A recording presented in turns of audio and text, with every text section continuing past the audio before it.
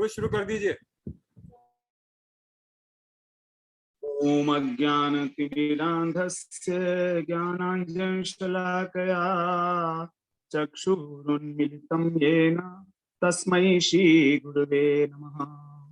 वन्देऽहं श्रीगुरो श्रीपदकमलं श्रीगुरून् वैष्णवांश्च श्रीरूपं साग्रजातं सहगण रघुनाथान्वितं तं सजीवम् साद्वैतं सावधूतं परिजन सहितं कृष्ण चैतन्य देवं श्री राधा कृष्ण पादान् सहगण ललिता श्री विशाखान्वितांश्च श्री कृष्ण चैतन्य प्रभु नित्यानंद श्री अद्वैत गदाधर शिवसदि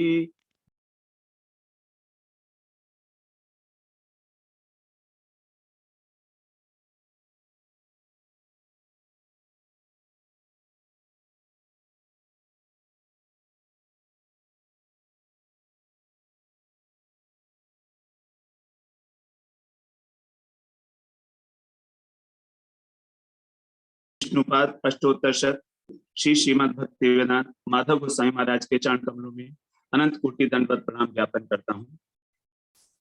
हम लोग यहाँ पर श्री उपदेशामृत का श्रवण करते हैं। उसमें हम लोगों ने अभी तक जो 3 श्लोक हैं उसका हमने श्रवण किया। 13 लेसन 13 सत्र में पहले श्लोक में रूप गोस्वामी ने बताया था कि भक्ति के जो 6 वेग हैं प्रतिकूल, उनको हमें रोकना चाहिए, और जो 6 दोष हैं उसके विषय में बताया, और जो 6 संकल्प हैं अर्थात जिनसे हमारी भक्ति बढ़ती है। तो इन 3 श्लोकों को हमने कवर किया।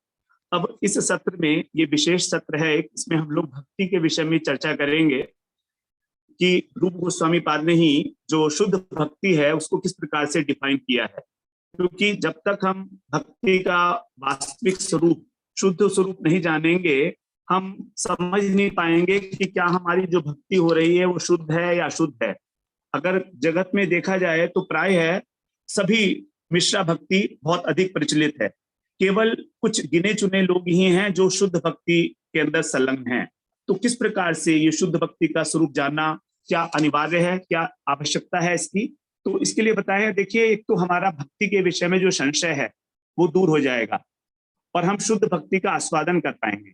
दूसरी बात है कि जो मिश्रा भक्ति इस समय चल रही है जगत के अंदर, देखी जाती है, भक्ति के नाम पर जो अनेक अनेक प्रकार के मतवाद चल गए हैं, तो हम उनसे अपनी रक्षा भी कर पाएंगे। क्योंकि प्रभु जी हमारे बताते हैं कि जिस प्रकार से अगर घी हमको खरीदना है, असली घी खरीदना है, तो हमें नकली घी क्या है ये भी जानना चाहिए कि कहाँ कहाँ पर किस प्रकार से घी के अंदर मिलावट होती है। तो अब उत्तमा भक्ति के विषय में ये जो प्रेजेंटेशन है, ये मेरे पास 3 साल पहले आया था कहीं से, और मुझे ऐसा लगता है शायद हमारे कृष्णदास प्रभु जी जो हैं मठ में, उनके द्वारा उनकी गाइडेंस में बनाया गया होगा, लेकिन मुझे मालूम नहीं है कि कहाँ से आया है। तो उसी प्रेजेंटेशन को हम लोग यहाँ पर चर्चा करेंगे, उसी के ऊपर। ये मैंने नहीं बनाया है प्रेजेंटेशन, तो पहले से बना हुआ था, और बहुत अच्छा प्रेजेंटेशन है क्योंकि इसमें सभी बातें जो हम कहना चाह रहे हैं वो सारी इसके अंदर आ गई हैं। तो जब हम कहते हैं कि जल, हमको जल पीना है, तो जल पीने का मतलब है कि हम निर्मल जल ही पिएंगे। लेकिन जब हम इसके साथ विशेषण लगा देते हैं कि हमको शुद्ध जल, तो इसका मतलब है कि जो अशुद्ध जल है वो भी अवेलेबल है। तो इसीलिए भक्ति क्योंकि मिश्रा है, भक्ति क्योंकि अशुद्ध हो चुकी है कलयुग के अंदर विशेष रूप से, तो इसीलिए उत्तमा भक्ति, शुद्ध भक्ति कहना अनिवार्य है। या तो इसको उत्तम भक्ति कहो, या शुद्ध भक्ति कहो, या निर्मल भक्ति कहो, अकिंचना भक्ति, स्वरूप सिद्धा भक्ति, अनेक अनेक प्रकार के नाम है इसके। एकांतिकी भक्ति, अव्यभिचारिणी भक्ति, गीता में भगवान ने इसको अव्यभिचारिणी भक्ति कहा। तो ये भक्ति क्या है, ये इसलिए हमें जानना जरूरी है। और किसी भी वस्तु को जानने के लिए, जैसे हम जानते हैं, 2 लक्षणों की आवश्यकता होती है।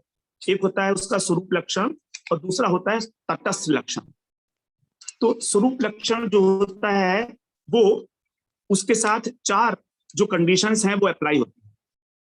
नंबर 1, जो उसके स्वरूप में है, अर्थात जिससे वस्तु बनी है, जिस जिस वस्तु के द्वारा, जिन अवयवों के द्वारा वो वस्तु बनी है, वो ये स्वरूप लक्षण है उसका।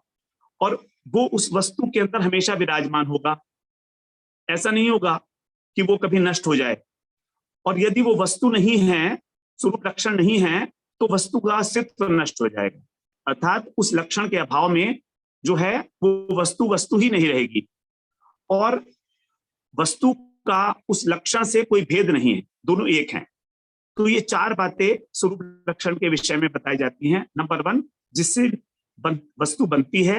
नंबर 2, जो नित्य विराजमान है उस वस्तु में। नंबर 3, जिसके अभाव में वो वस्तु नष्ट हो जाती है। और नंबर 4, जिसका उस वस्तु से किसी प्रकार का भेद नहीं है। ये स्वरूप लक्षण कहलाता है उस वस्तु का। इसको अच्छे प्रकार हम समझ लें, अभी हम उदाहरण भी आगे समझेंगे। इसके आगे दूसरा एक और लक्षण है, प्रभु जी नेक्स्ट स्लाइड, ये उदाहरण है इसका। जैसे डॉक्टर होता है, अब जो डॉक्टर का ज्ञान है, जो उसने डॉक्टरी की पढ़ाई की है, वो उसका स्वरूप लक्षण है। यदि किसी कारणवश उसकी स्मरण शक्ति चली जाए, उसका एक्सीडेंट हो जाए, तो वो एक साधारण व्यक्ति रह जाता है, फिर वो डॉक्टर नहीं रहता। तो देखिए, डॉक्टरी पढ़ने के बाद ही वो डॉक्टर बना, तो डॉक्टरी जो है उसका स्वरूप लक्षण है, वो उसी से वस्तु बनी, मतलब डॉक्टर बना वो। नंबर 2, ये डॉक्टरी उसमें हमेशा विराजमान है, 24 घंटे डॉक्टर है वो। ऐसा नहीं है कि जब क्लिनिक में आता है तभी डॉक्टर है, वो हमेशा डॉक्टर है। दूसरा, अगर उसकी पढ़ाई का, उसका जो ज्ञान है, अगर उसका नाश हो गया किसी कारणवश, तो वो डॉक्टर नहीं रहा, वस्तु नष्ट हो गई। और फिर वस्तु और उसका लक्षण था डॉक्टरी, ये दोनों अभिन्न है, उनको अलग नहीं कर सकते हैं। तो ये चारों बातें एक डॉक्टर के अंदर घटित होती हैं, तभी हम उसको बोलते हैं कि डॉक्टर का जो स्वरूप लक्षण है वो उसको डॉक्टर का ज्ञान है। इसके आगे नेक्स्ट स्लाइड प्रभु जी। अब तटस्थ लक्षण जो है, वो ये लक्षण उस वस्तु में हो भी सकता है और नहीं भी, क्योंकि तटस्थ है, और इसके ना होने से वस्तु का अस्तित्व नष्ट नहीं होगा। इसके द्वारा वस्तु की ठीक पहचान हो भी सकती है और नहीं भी हो सकती। जैसे जैसे तट जो होता है, नदी का एक तट होता है, तट वो एक्चुअली सूक्ष्म रेखा होती है, जहां पर हमारा जो जल है नदी का, उस और भूमि का जो डिवाइडिंग लाइन है, एक अत्यंत सूक्ष्म रेखा, हम उसको बोलते हैं तट। अब यदि नदी में जल बढ़ गया, तो वो तट जो है शिफ्ट हो गया भूमि की ओर, तो तट भाग जो था वो जलमय हो गया, और यदि पानी घट गया तो फिर वो तट बन गया। इस प्रकार से ये तटस्थ लक्षण कहा जाता है, इसको गौण लक्षण कहा जाता है। सेकेंडरी, प्राइमरी और सेकेंडरी। नेक्स्ट जी। अब जैसे डॉक्टर है, तो उसकी जो ड्रेस है, व्हाइट ड्रेस है, उसका जो स्टेथोस्कोप है, ये उसका तटस्थ लक्षण है। अगर किसी व्यक्ति ने इस प्रकार की ड्रेस पहन रखी है, तो वो डॉक्टर हो भी सकता है और नहीं भी हो सकता। केवल इस ड्रेस को पहनने से हम उसको ये नहीं कह सकते कि डॉक्टर है, और हो भी सकता है और नहीं भी हो सकता है। इसलिए उसकी जो ड्रेस है और उसका जो स्टेथोस्कोप है, ये उसका तटस्थ लक्षण हो गया। उसी प्रकार से अब नेक्स्ट स्लाइड प्रभु जी, हम अब शुद्ध भक्ति के विषय में बात करेंगे कि शुद्ध भक्ति का जो स्वरूप लक्षण है क्या है और तटस्थ लक्षण क्या है। तो रूप गोस्वामी पाद जिन्होंने हमारा ये उपदेशामृत ग्रंथ में हमको उपदेश दे रहे हैं, हम उसका श्रवण कर रहे हैं, उन्होंने ही इस प्रकार से भक्ति की परिभाषा दी है, जो उत्तमा भक्ति है, शुद्ध भक्ति है। भक्ति रसामृत सिंधु का पहले अध्याय का और पहले उसका ये 11वां श्लोक है, पहली लहरी का। तो यहाँ कह रहे हैं, अन्याभिलाषिता शून्यम ज्ञान कर्माद्यनाव्रतम आनुकूल्येन कृष्णानुशीलनम भक्तिरुत्तमा। अन्याभिलाषिता शून्यम, अर्थात कृष्ण की सेवा के अतिरिक्त और किसी भी प्रकार की अन्य अभिलाषा, इस संसार में विषय भोगों की अभिलाषा, सिद्धि प्राप्त करने की अभिलाषा, मोक्ष प्राप्त करने की अभिलाषा, ये 3 प्रकार की अभिलाषाएं हैं। इस संसार की लौकिक अभिलाषा, लौकिक विषय भोग, पारलौकिक सुख, स्वर्ग की कामना करना, सिद्धि की कामना करना और मोक्ष की कामना करना। इससे शून्य, भोग और मोक्ष को छोड़कर, इनसे रहित होकर, ज्ञान कर्मादि अनावृतम, ज्ञान और कर्म आदि से अनावृत, ज्ञान के द्वारा अनावृत और कर्म के द्वारा अनावृत, मतलब ढकी हुई ना हो। ढका, हमारी भक्ति जो है ढक जाती है ज्ञान से और कर्म से, ढकी हुई नहीं होनी चाहिए। आदि का अर्थ है ज्ञान और कर्म के अतिरिक्त जो योग है, अष्टांग योग है, यज्ञ है इत्यादि, तप दान व्रत जो होते हैं उसको भी मान सकते हैं। अनुकूल्येन कृष्णानुशीलनम, जो अनुकूल भाव से कृष्ण का अनुशीलन किया जाता है। कृष्ण का अनुशीलन का मतलब है सेवा, जो कृष्ण की सेवा की जाती है अनुकूल भाव से, अर्थात जो कृष्ण को अच्छी लगे, कृष्ण के फेवर में हो, इस प्रकार की जो अनुशीलन है उसको कहा गया है भक्ति उत्तमा, वो उत्तमा भक्ति कहलाती है। अब डेफिनेशन तो हमने पढ़ ली और समझ में भी आ गई, लेकिन प्रत्येक शब्द का जो यहाँ पर अर्थ है वो अत्यंत गूढ़ है, तो हम उस अर्थ में आप प्रवेश करते हैं। यहाँ बता रहे हैं कि इससे पहले, इस परिभाषा से पहले भी नारद पंचरात में, श्रीमद् भागवत पुराण में शुद्ध भक्ति के लक्षण बताए गए हैं। फिर रूप गोस्वामी ने अलग से भक्ति के लिए एक श्लोक और क्यों लिखा, ये प्रश्न है, तो इसके विषय में बता रहे हैं। ये भागवत का एक श्लोक है, प्रथम स्कंद का 2 अध्याय का छठा श्लोक है। यहाँ कह रहे हैं, सवै पुंसाम परो धर्मो यतो भक्तिर अधोक्षजे अहेतुकी अप्रतिहता ययात्मा सुप्रसीदति। सवै पुंसाम परो धर्मो, मनुष्य का, पुंसा माने मनुष्य मात्र का यही एक परम धर्म है। क्या है परम धर्म? यतो भक्तिर अधोक्षजे, जिससे अधोक्षज भगवान की भक्ति हो। अधोक्षज मतलब जो हमारे इंद्रियों से अतीत है, हमारे इंद्रियों से अतीत। अध और अक्ष, अक्ष का मतलब होता है आंखें, तो आंखों से अर्थात ज्ञानेंद्रियों के द्वारा जो ज्ञान, जो माने जन्म होना, तो ज्ञानेंद्रियों के द्वारा जिस प्रकार के ज्ञान को ग्रहण किया जा सकता है, उस ज्ञान को जो अध कर दे, नीचे कर दे, अर्थात इंद्रियातीत ज्ञान, गुणातीत ज्ञान, ऐसे भगवान अधोक्षज। क्योंकि भगवान गुणातीत हैं इसलिए उनको कहा जाता है अधोक्षज। तो ऐसे अधोक्षज भगवान की जो भक्ति है वही परम धर्म है मनुष्य मात्र का। और वो भक्ति कैसी होनी चाहिए? अहेतु की, किसी प्रकार की कामना ना हो। हेतु का मतलब होता है कारण। हम भक्ति इसलिए कर रहे हैं कि हमको कुछ अपनी सुविधाएं चाहिए, कुछ सुख सुविधाएं चाहिए, हमारी बीमारी ठीक हो जाए, तो ये भक्ति नहीं कहलाएगी। तो कह रहे हैं अहेतु की होनी चाहिए और अप्रतिहता, अर्थात निरंतर। ऐसा नहीं कि अभी भक्ति किया फिर कुछ समय बाद हमने कुछ और कर लिया, फिर कुछ और कर लिया। जो अप्रतिहता है, जिसमें किसी प्रकार का अवरोध नहीं है, बाधा नहीं है, जो नित्य बनी रहे, ऐसी भक्ति से यह आत्मा सुप्रसिद्धति, हमारी जो आत्मा है वो प्रसन्न हो जाती है, कृतकृत्य हो जाती है। तो यहां पर भक्ति शब्द जो है, पहले उसको समझ लें एक बार। भक्ति शब्द का अर्थ है, भक्ति शब्द बना है भज धातु से, और भज का अर्थ होता है सेवा करना। इस भज धातु में ती प्रत्यय लगाया गया है। ती का मतलब होता है प्रीति। तो जब प्रीति पूर्वक भगवान की सेवा की जाती है उसको कहा जाता है भक्ति।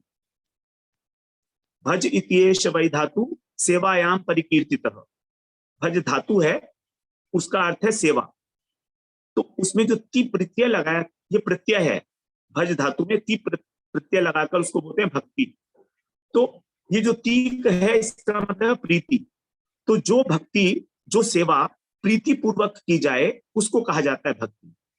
और जो जबरदस्ती की जाए, किसी लोभ के कारण की जाए, डर के कारण की जाए, उसको भक्ति नहीं कह सकते हैं, वो शुद्ध भक्ति नहीं होगी।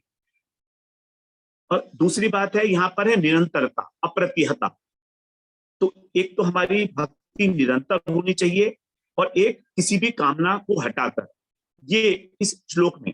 लेकिन यहाँ पर इस श्लोक में ये नहीं बताया गया कि किसकी भक्ति करनी है।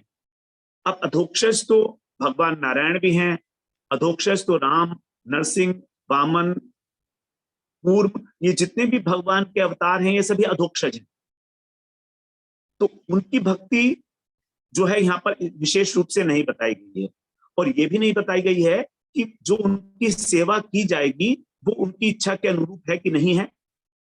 हमें ये भी तो नहीं मालूम है। हम अब तो अपने हिसाब से करेंगे ना उनकी भक्ति, उनकी सेवा।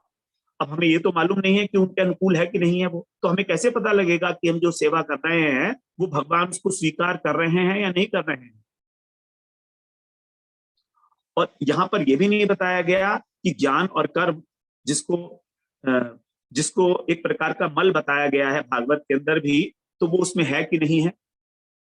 तो इस परिभाषा के अंदर कुछ कमियां दिखाई दी, पूरा फुल एक्सप्लेनेशन नहीं था। इसीलिए रूप गोस्वामी ने जो है अपनी नई परिभाषा दी है। अब आगे देख लेते हैं जो नारद पंचरात्र की परिभाषा है। नारद पंचरात्र भी एक हमारा भक्ति प्रतिपादक ग्रंथ है, जिसमें इस प्रकार की परिभाषा दी गई है जो पहले परिभाषा थी उससे रिफाइंड है। अब यहां पर देखिए क्या कहें, सर्वोपाधि विनिर्मुक्तम तत्परत्वेन निर्मलम ऋषिकेश सेवनम भक्ति रुच्यते। सभी उपाधियों से मुक्त, तत्परत्वेन भगवान के परायण होकर, तत्परत्वेन का मतलब उनके परायण होकर, उनके अनुकूल, निर्मलम जो निर्मल भक्ति है, शुद्ध भक्ति है, ऋषिकेण, ऋषिकेण का मतलब है इंद्रियां, ऋषि का अर्थ होता है इंद्रियां, तो ऋषिकेण अर्थात इंद्रियों के द्वारा, ऋषिकेश जो इंद्रियों के स्वामी भगवान है उनकी सेवनम सेवा करना, भक्ति रुच्यते को भक्ति कहा जाता है। तो यहां पर जो सर्वोपाधि विनिर्मुक्तम है, ये इसका अर्थ हो गया सभी प्रकार की उपाधियों से हटकर, अर्थात किसी भी प्रकार की भोग की इच्छा ना रखते हुए। तो हमारा जो उसमें श्लोक था अन्याभिलाषिता शून्यम, वो यहां पर आ गया, किसी भी प्रकार की कामना नहीं है। उपाधि का अर्थ होता है हमारे, उपाधि का मतलब है उपाधि वास्तविक तत्व नहीं होता है। जैसे प्राइम मिनिस्टर है, अब मोदी प्राइम मिनिस्टर है तो प्राइम मिनिस्टर मोदी की उपाधि है। प्राइम मिनिस्टरशिप जो है वो मोदी की उपाधि है जो उसको बाद में दी गई, तो पहले प्राइम मिनिस्टर नहीं था, और जब वो हार जाएगा तो भी वो प्राइम मिनिस्टर नहीं रहेगा। तो ये उपाधि जो है केवल दी गई है, आरोप मात्र किया गया है एक व्यक्ति के ऊपर, मोदी के ऊपर आरोप मात्र किया गया है। उसी प्रकार से हमारी जो आत्मा है उसके ऊपर दो प्रकार के आवरण हैं, स्थूल शरीर और सूक्ष्म शरीर। तो हमारा स्थूल शरीर की उपाधि है, स्थूल शरीर की और सूक्ष्म शरीर की दोनों की उपाधियां हैं हमारे ऊपर। ये कैसी है, जैसे मान लीजिए स्थूल शरीर है हमारा, कोई व्यक्ति मोटा है तो हम उसको बोल देते हैं मोटा है, तो व्यक्ति मोटा नहीं है, वो उसका शरीर मोटा है, स्थूल शरीर। तो हो सकता है वो कुछ समय बाद पतला हो जाए, तो ये केवल आरोप किया जा रहा है, उसकी आत्मा ना तो मोटी है ना उसकी आत्मा पतली है, तो ये उसकी हो गई स्थूल उपाधि। उसी प्रकार से सूक्ष्म उपाधि होती है। सूक्ष्म उपाधि का मतलब है हमारा जो मन बुद्धि अहंकार चित्त है उससे संबंधित। हमारा मन दुखी होता है तो हम कह देते हैं हम बहुत दुखी हैं, तो ये दुखी और सुखी होना ये उपाधि है एक हमारी, ये आत्मा का स्वरूप नहीं है। तो कह रहे हैं इन दोनों प्रकार की उपाधियों से मुक्त होकर, अर्थात प्रकृति के द्वारा जो हमको स्थूल शरीर और सूक्ष्म शरीर दिया गया है उससे ऊपर उठकर, अर्थात अप्राकृत इंद्रियों के द्वारा। हमारी जो इंद्रियां हैं वो प्राकृत है, हमारा शरीर प्राकृत है, प्रकृति के द्वारा दिया गया है। लेकिन जब यही इंद्रियां अप्राकृत प्राप्त कर लेती हैं, भगवान का भजन करते करते जब चिन्मय हो जाती हैं, तब उसके द्वारा जो भगवान की सेवा की जाएगी, भगवान के परायण होकर जो ऋषिकेश भगवान है उनकी, उसको कहा जाएगा भक्ति। तो ये भक्ति यहाँ पर निर्मलम कहने से ज्ञान और कर्म से अनावृत तो हो गई, ज्ञान और कर्म मल है तो उससे हटा दिया गया निर्मलम के द्वारा। और दूसरी बात, तत्पर प्रेम से पता लगा अनुकूल्यन, भगवान के परायण होकर, परायण होने का मतलब है भगवान के जो है अनुकूल होनी चाहिए। और सर्वोपाधि विनिर्मुक्तम, यहां पे हो गया अन्याभिलाषिता शून्य। और सेवनम का मतलब हो गया भक्ति। तो इस प्रकार से, लेकिन यहां पर क्या है, ऋषिकेश बोला, इंद्रियों के द्वारा इंद्रियों के अधिपति की पूजा करना, सेवा करना। यहां पर भी कृष्ण नाम नहीं आया। तो वास्तव में देखिए, जो सर्वश्रेष्ठ तत्व है वो है कृष्ण अवतारी, कृष्णस्तु भगवान स्वयं के अनुसार, और जितने भी हैं वो सब उनके अवतार हैं। तो हम यहाँ पर केवल कृष्ण की भक्ति की ही चर्चा कर रहे हैं। इसीलिए रूप गोस्वामी ने वहां पर इसी डेफिनेशन को और अधिक रिफाइन किया। वो किस प्रकार से उसका रिफाइनमेंट है वो हम आगे श्रवण करेंगे। अगला स्लाइड बताइए प्रभु जी।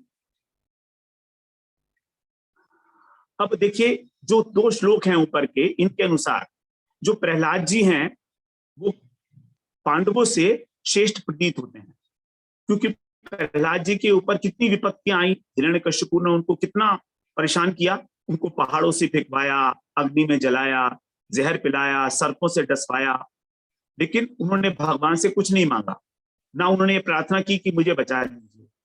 लेकिन जब द्रौपदी भगवान की भक्त हैं, वो भी, उन्होंने 2 बार भगवान को बुलाया, चीदहरण के समय और जब दुर्वासा जी आए थे अपने 10,000 शिष्यों के साथ, तब इस विपत्ति में भगवान को उन्होंने बुलाया। तो ऐसा लगता है कि प्रहलाद जी जो है पांडवों से श्रेष्ठ भक्त हैं, लेकिन ऐसा नहीं है। प्रहलाद जी को कहा गया है वो ज्ञानी भक्त हैं। 5 प्रकार के भक्त बताए गए हैं। नंबर 1, सबसे पहले भक्त आते हैं ज्ञानी भक्त, उसके लिए उदाहरण है प्रहलाद जी का। उसके बाद आते हैं शुद्ध भक्त। शुद्ध भक्त हैं अम्बरीश महाराज, जो राजा अम्बरीश थे, पृथ्वी के पूरे सम्राट थे। वो अपनी सभी इंद्रियों के द्वारा भगवान की सेवा करते थे, तो उनको कहा गया शुद्ध भक्त। नंबर 3 है हनुमान जी, प्रेमी भक्त, वो भगवान से प्रेम करते हैं, राम से प्रेम करते हैं। नंबर 4 है पांडव, ये है प्रेम पर, प्रेमी से ऊपर, प्रेम पर भक्त। और 5वें हैं उद्धव जी, ये है प्रेमातुर भक्त। तो इन 5 प्रकार के भक्तों के ऊपर जो उद्धव जी हैं, प्रेमातुर भक्त, यहां पर ही भक्तों की पराकाष्ठा हो जाती है, सीमा आ जाती है। अब इसके ऊपर जो भक्त हैं उद्धव जी के ऊपर, वो केवल गोपियां हैं, और गोपियां तो साक्षात भगवान का जो है वो स्वरूप ही है, भगवान की शक्तियां हैं, तो वो पार्षद लेवल पर आ जाती है उस प्रकार से। तो यहां पर जो है ऐसा लगता है कि द्रौपदी जो हैं उनसे श्रेष्ठ हैं प्रहलाद जी, क्योंकि उन्होंने भगवान को कभी नहीं बुलाया। द्रौपदी में अन्याभिलाषता देखी जा रही है, उन्होंने अपनी रक्षा करने के लिए, अपने शरीर की रक्षा करने के लिए बुलाया, और उन्होंने, प्रहलाद जी ने बिल्कुल भी नहीं बुलाया कभी भी। तो ऐसा लगता है कि द्रौपदी जो है वो प्रहलाद जी से श्रेष्ठ नहीं है। लेकिन इसी बात को समझाने के लिए रूप गोस्वामी ने इस श्लोक की रचना की है। आगे नेक्स्ट प्रभु जी। इसमें तो दिखाई नहीं देगा आपको काफी कुछ। तो अन्याभिलाषिता शून्यम का मतलब समझ लीजिए पहले। यहां पर लिखा है अन्याभिलाषिता, यहां पर अन्याभिलाषी नहीं कहा, अन्याभिलाषा नहीं कहा। 2 चीजें होती हैं, अन्याभिलाषा और अन्याभिलाषिता। जैसे एक होता है वीरता, जब वीर पुरुष के आगे जब हम वीरता लगा देते हैं तो उसके अंदर भाववाचक संज्ञा हो जाती है। तो प्रसन्न होना एक बात है, प्रसन्नता एक बात हो गई। तो भाव को प्रदर्शित करने के लिए जिसको भाववाचक संज्ञा बोलते हैं, यहां पर इसका प्रयोग किया गया है। तो वीरता, प्रभुता, दुष्टता, ये सब भाववाचक क्रियाएं हैं, भाववाचक संज्ञाएं हैं। वीरता के गुण को वीर व्यक्ति के स्वभाव में प्रदर्शित करता है, वीरता गुण कि वो वीर है। अब जहां पर स्वभाव जो है सब समय रहता है, ऐसा नहीं है कि स्वभाव नहीं रहेगा। अगर मान लीजिए किसी विशेष समय में एक व्यक्ति के अंदर वीरता आ गई, तो हम ये नहीं कहेंगे कि वो वीर है। वीरता का गुण यदि थोड़ी देर के लिए उसमें आ गया, मान लीजिए किसी ने उसके ऊपर आक्रमण किया और उसने बड़ी वीरता के साथ उसको सहन कर लिया या उसका प्रतिरोध किया, तो ऐसा कभी कभी हो जाता है देखने में, लेकिन हम उसको ये नहीं कह सकते कि वीर है। ये आकस्मिक उस समय को देखते हुए वीरता का गुण कुछ समय के लिए उसमें आ गया, तो लेकिन वो वीर नहीं है, वो साधारण व्यक्ति है। लेकिन अगर हम कहें कि ये वीर है, तो इसका मतलब है जो युद्ध में जाकर लड़ता है वो वीरता उसके अंदर हमेशा विराजमान है, उसके स्वभाव में है वीरता, वो कभी भी अपनी वीरता को नहीं छोड़ेगा। तो इसी प्रकार से कृष्ण की सेवा के अतिरिक्त जो अपने लिए भोग और मोक्ष की कामना करना है वो है अन्याभिलाषिता। अन्याभिलाषिता का मतलब हो गया कि अन्याभिलाषिता हमेशा हमारे अंदर है, अर्थात भगवान से कुछ ना कुछ मांगते रहने की प्रवृत्ति कि मुझे अब ये दे दो, मुझे ये दे दो, मुझे ये दे दो, एक आदत, एक जो आदत बन जाती है हमारी, ये है अन्याभिलाषिता। तो ये जो गुण है या दोष कहें इसको, तो ये व्यक्ति के अंदर नहीं होना चाहिए। यदि ये दोष है उसके अंदर, तो वो भगवान से मांगने की उसको आदत है। थोड़ी सी भी कष्ट पड़ा, कुछ भी परेशानी हुई और भगवान के आगे हाथ जोड़ के खड़े हो गए कि भगवान मेरे लिए कर दो, भगवान मेरे लिए कर दो। तो यहां पर इसी बात को कहने के लिए उन्होंने अन्याभिलाषिता शून्यम कहा, अन्याभिलाषा शून्यम नहीं कहा। अभिलाषा हो सकती है वंस इन ए वाइल, जब हमारे ऊपर प्राणों पर संकट पड़ जाए तो हम किसको पुकारेंगे? जो हमारा अपना है। अगर कोई हमारा अपना है तब उसी को तो पुकारा जाएगा। तो द्रौपदी कृष्ण को इतना अधिक अपना मानती हैं कि जब अत्यधिक आपत्ति हुई, अत्यधिक उनके ऊपर संकट पड़ा, तो उन्होंने किसी को नहीं बुलाया, कृष्ण को ही बुलाया। तो ये विशेष रूप से कृष्ण के प्रति उनके प्रेम को शो करता है। तो इसको हम ये नहीं कह सकते कि द्रौपदी हर बार कृष्ण को बुलाती थी। देखिए, पांडव लोग जो हैं चाहते, भगवान के इतने बड़े सखा हैं, वो भगवान के पार्षद हैं, और उनको जाकर 12 वर्ष वनवास और 1 साल का अज्ञातवास देना पड़ा, भुगतना पड़ा, और इतने इतने कष्ट में रहे वो लोग सारे जीवन। वो तो भगवान से अगर मांगते तो भगवान उनके लिए प्रॉब्लम सॉल्व कर देते, दुर्योधन को 2 मिनट में साफ कर देते किसी ना किसी तरीके से।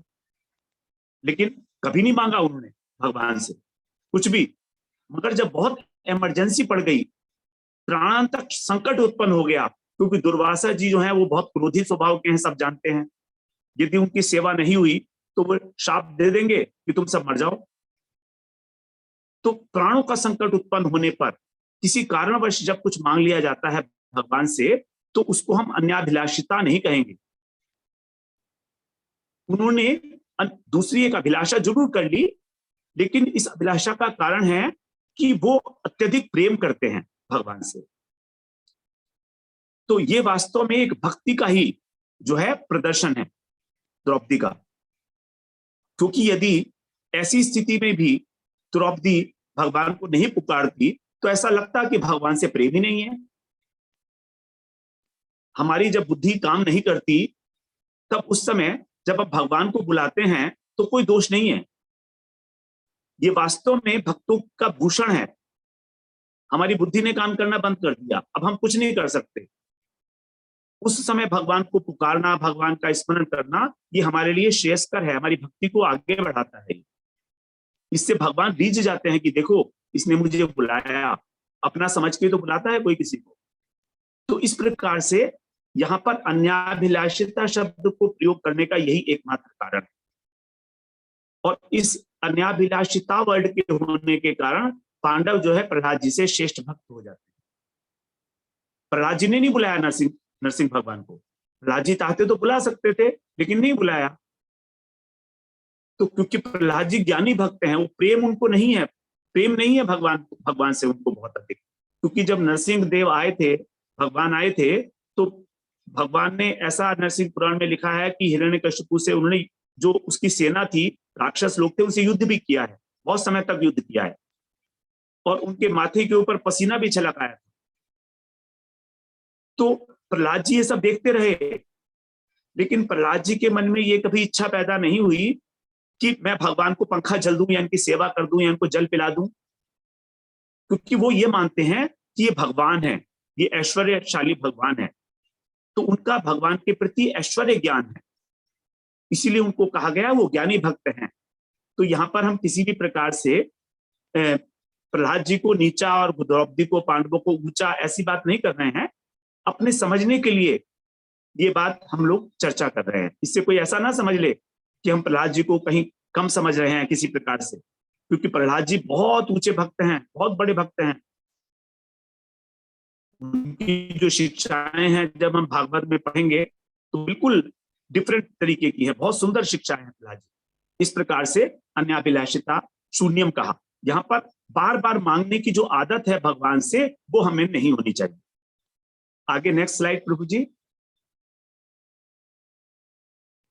अब अगला बोलते हैं ज्ञान कर्मादि अनावृतम।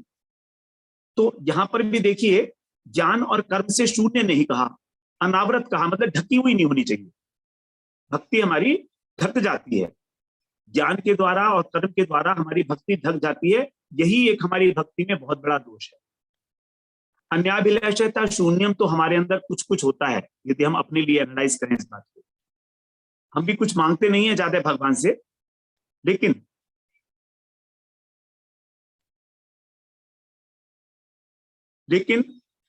हमारी भक्ति ज्ञान और कर्म के कारण जो है वो ढक जाती है। ये समझना हमारे लिए बहुत इंपॉर्टेंट है। जो अजात रुचि साधक हैं, अजात रुचि का मतलब क्या है? जिनकी जन्मजात रुचि नहीं है। कुछ भक्त ऐसे होते हैं जिनकी भगवान में जन्मजात रुचि होती है, भजन बचपन से ही करते हैं। मीराबाई, तो मीराबाई तो जन्म से ही भगवान की भक्ति करती है, तो उनके लिए ये बात नहीं है। अजात रुचि साधक हम लोग के लिए प्रारंभिक अवस्था में तत्व ज्ञान की आवश्यकता है, इसलिए शून्य नहीं कहा, यहां पर अनावृत कहा। ढकी हुई नहीं होनी चाहिए, केवल ढकी हुई। अभी हमारे भक्ति में कोई इस प्रकार की रुचि तो है नहीं, तो हमारे लिए तत्व ज्ञान की आवश्यकता है। और ज्ञान कितने प्रकार का है वो भी आगे आएगा। आगे प्रभु जी नेक्स्ट। ज्ञान 3 प्रकार का होता है, देखिए, तत्पदार्थ का ज्ञान, स्वयं पदार्थ का ज्ञान और जीव ब्रह्म एक के ज्ञान। तत्पदार्थ का मतलब है भगवान तत्व वस्तु है। तत् एक सर्वनाम है, वह, इसका अर्थ होता है उनका ज्ञान, अर्थात किसका ज्ञान? भगवान का ज्ञान। तो भगवत ज्ञान जो है ये एक वस्तु है, तत्व ज्ञान।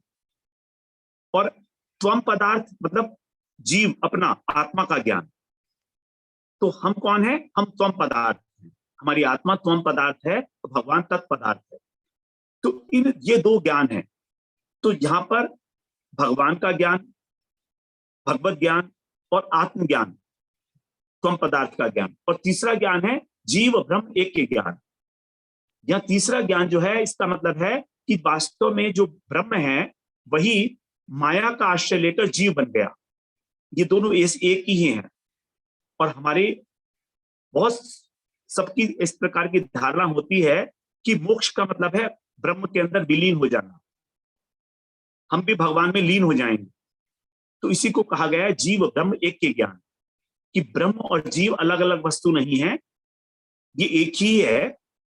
जब जीव माया से ऊपर उठ जाता है तो ब्रह्म बन जाता है, जिसको हम लोग अद्वैत, जो अद्वैताचार्य जी, जो उसकी अद्वैत भाषा है, अद्वैतवाद है, उसमें कहते हैं अहम ब्रह्मस्मि, मैं ही ब्रह्म हूं। तो मैं ब्रह्म नहीं हूं, ये केवल अज्ञान है मेरा, लेकिन वास्तव में मैं ब्रह्म हूं। इस प्रकार के बहुत सारे संप्रदाय हैं जो कहते हैं कि अहम ब्रह्मस्मि। तो इस प्रकार का जो ज्ञान है, ये वाला ज्ञान हमारा अवरोधक है, ये वाला ज्ञान हमारा बाधा स्वरूप है भक्ति के अंदर। तत्पदार्थ और त्वम पदार्थ, इन दोनों का ज्ञान बाधा नहीं करेगा। आगे प्रभु जी।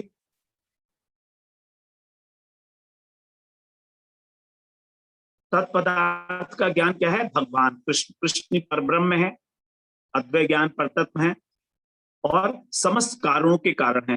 अनादिरादि गोविंदम सर्व कारण कारणम।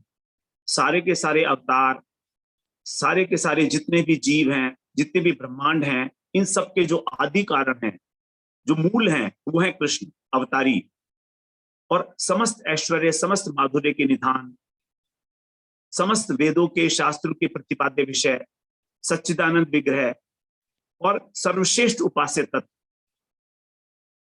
उपासना के लिए तो बहुत सारे तत्व हैं हमारे पास, लेकिन कृष्ण जो है सर्वश्रेष्ठ उपास्य तत्व सिद्ध होते हैं, क्योंकि यहाँ पर ऐश्वर्य और माधुर्य की पराकाष्ठा है। कृष्ण में 64 गुण बताए गए हैं, जबकि नारायण में 60 गुण हैं। वो जो 4 गुण कृष्ण को कृष्ण बनाते हैं, वो है हमारे कृष्ण की वेणु माधुरी, कृष्ण की रूप माधुरी, कृष्ण की लीला माधुरी और उनकी गुण माधुरी। तो माधुर्य जो है वो कृष्ण के अंदर ही पूर्ण रूप से प्रकाशित होता है। नारायण में और राम में माधुर्य इतना अधिक प्रकाशित नहीं है। नारायण तो ऐश्वर्य विग्रह ही है, ऐश्वर्य स्वरूप है भगवान। राम के अंदर भी माधुर्य थोड़ा थोड़ा देखने में आता है, वात्सल्य भाव है भगवान के प्रति, यशोदा कौशल्या जी का।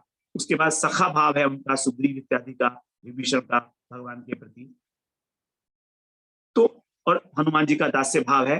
तो माधुर्य जो है उनके अंदर सीमित है, लेकिन कृष्ण के अंदर सब प्रकार से पूर्ण 4 जो हमारे 12 रस हैं, वो पूरे 12 के 12 जो रस हैं वो कृष्ण के अंदर जो है घटित हो जाते हैं कृष्ण की लीलाओं में। तो इसीलिए कहा गया है कि कृष्ण ऐश्वर्य और माधुर्य के निधान है, वही वास्तव में परतत्व है। और उन्होंने कहा भी है कि मैं ही सब कुछ हूं। गीता में उन्होंने यही कहा है, अहम अहम करके ही सारा है। अहम त्वाम सर्व पापेभ्यो मोक्षयिष्यामि मा शुचः माम एकम शरणम व्रज, मेरी ही शरण में आ। सब जगह भगवान ने अस्मद, जो अस्मद वाचक शब्द हैं उनका प्रयोग किया है, अहम, मया, मयि, ये सब कुछ। तो तत्पदार्थ मतलब कृष्ण का ज्ञान, भगवत ज्ञान कि कृष्ण क्या है, कृष्ण की शक्तियां कितनी हैं, कृष्ण किस प्रकार से अपनी लीलाएं करते हैं और कृष्ण किस प्रकार से सृष्टि का संपादन करते हैं। ये सारा ज्ञान जो है तत्व पदार्थ के ज्ञान में आ जाएगा। आगे प्रभु जी नेक्स्ट।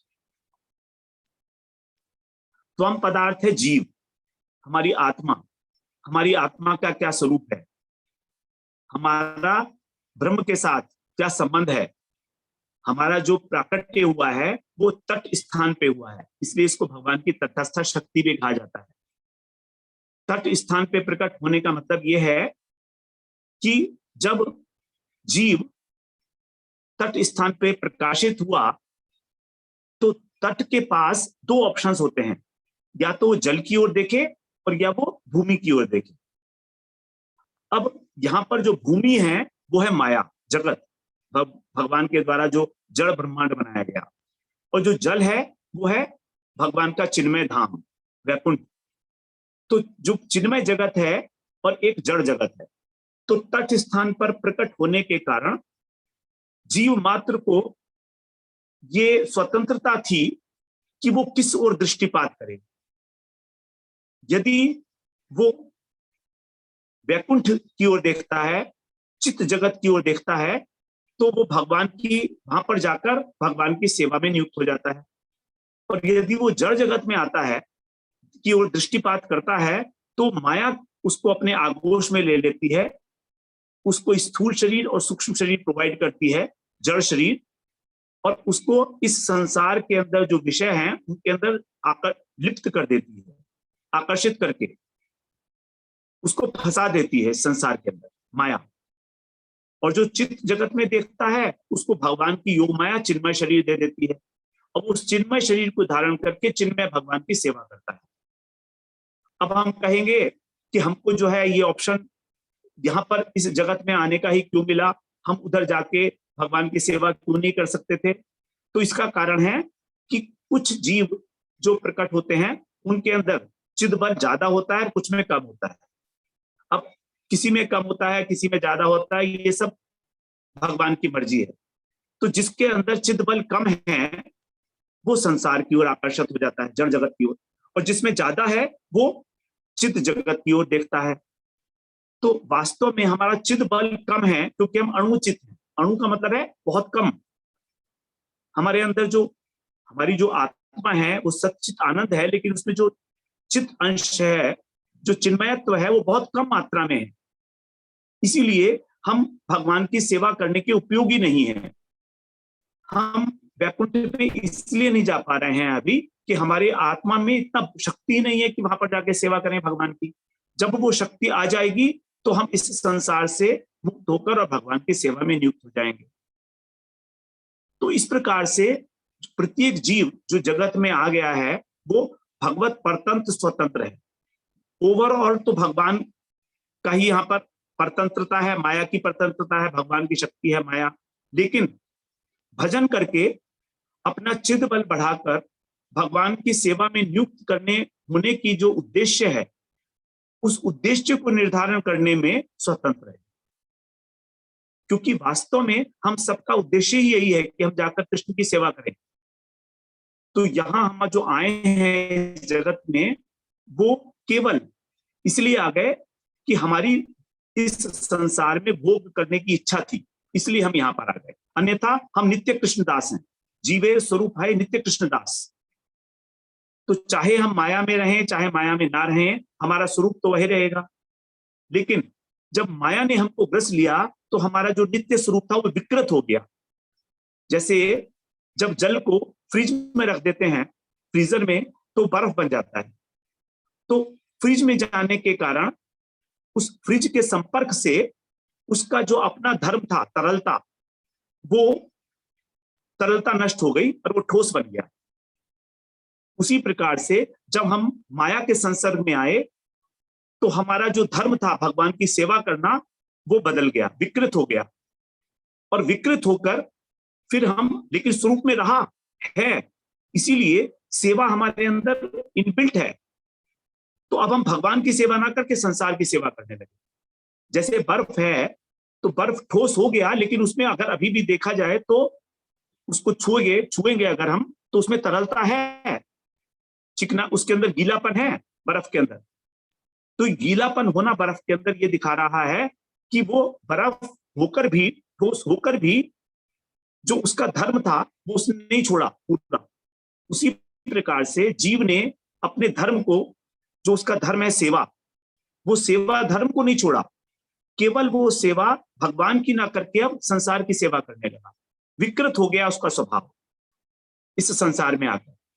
अब जब हम भजन करके गुरु के अनुगत्य में इस सेवा भाव को भगवान की ओर नियुक्त कर देते हैं तो धीरे धीरे हमारी संसार से विरक्ति हो जाती है और भगवान में हम जो है अनुरक्त होते चले जाते हैं। भगवान से हमें आसक्ति हो जाती है और हमारा चिद बल बढ़ने लगता है। ये सब होता है जब हम भजन करते हैं, नवधा भक्ति का पालन करते हैं। आगे प्रभु जी नेक्स्ट।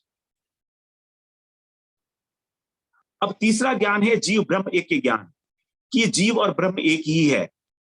ब्रह्म ही मायाग्रस्त होकर जीव बन गया है, ये बात जो है समझ नहीं आती है। गीता के अनुसार ये बिल्कुल गलत बात है।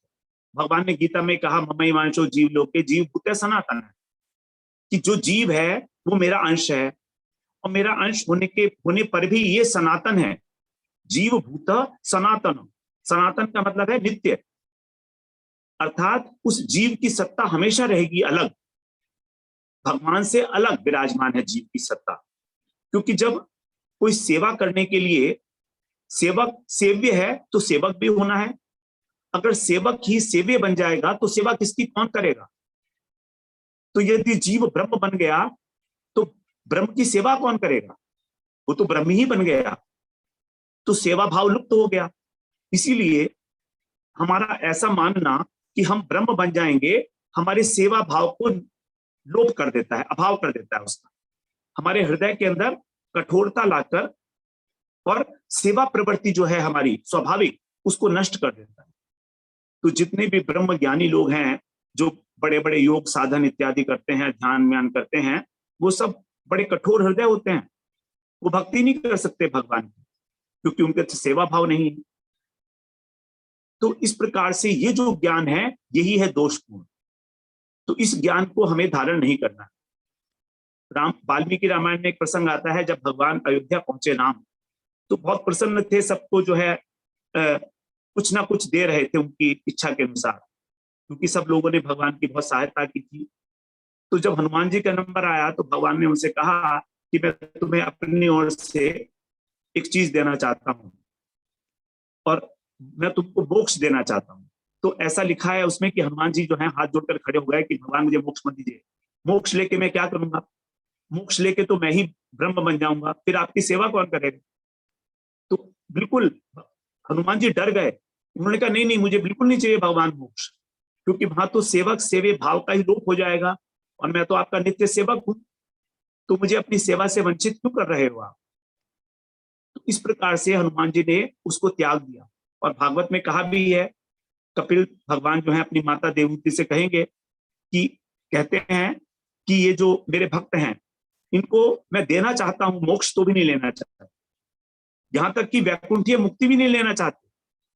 वैकुंठीय मुक्ति, जब वैकुंठ में नारायण की सेवा की जाती है, उसको भी नहीं चाहते वो लोग। नेक्स्ट प्रभु जी। तो इस प्रकार जो है तत्व ज्ञान से भक्ति का ढकना, जो हम अजात रुचि साधक है, जिनकी जन्मजात रुचि नहीं है भजन में, प्रारंभिक अवस्था में हमें तत्पदार्थ के त्वरण पदार्थ के ज्ञान की आवश्यकता है।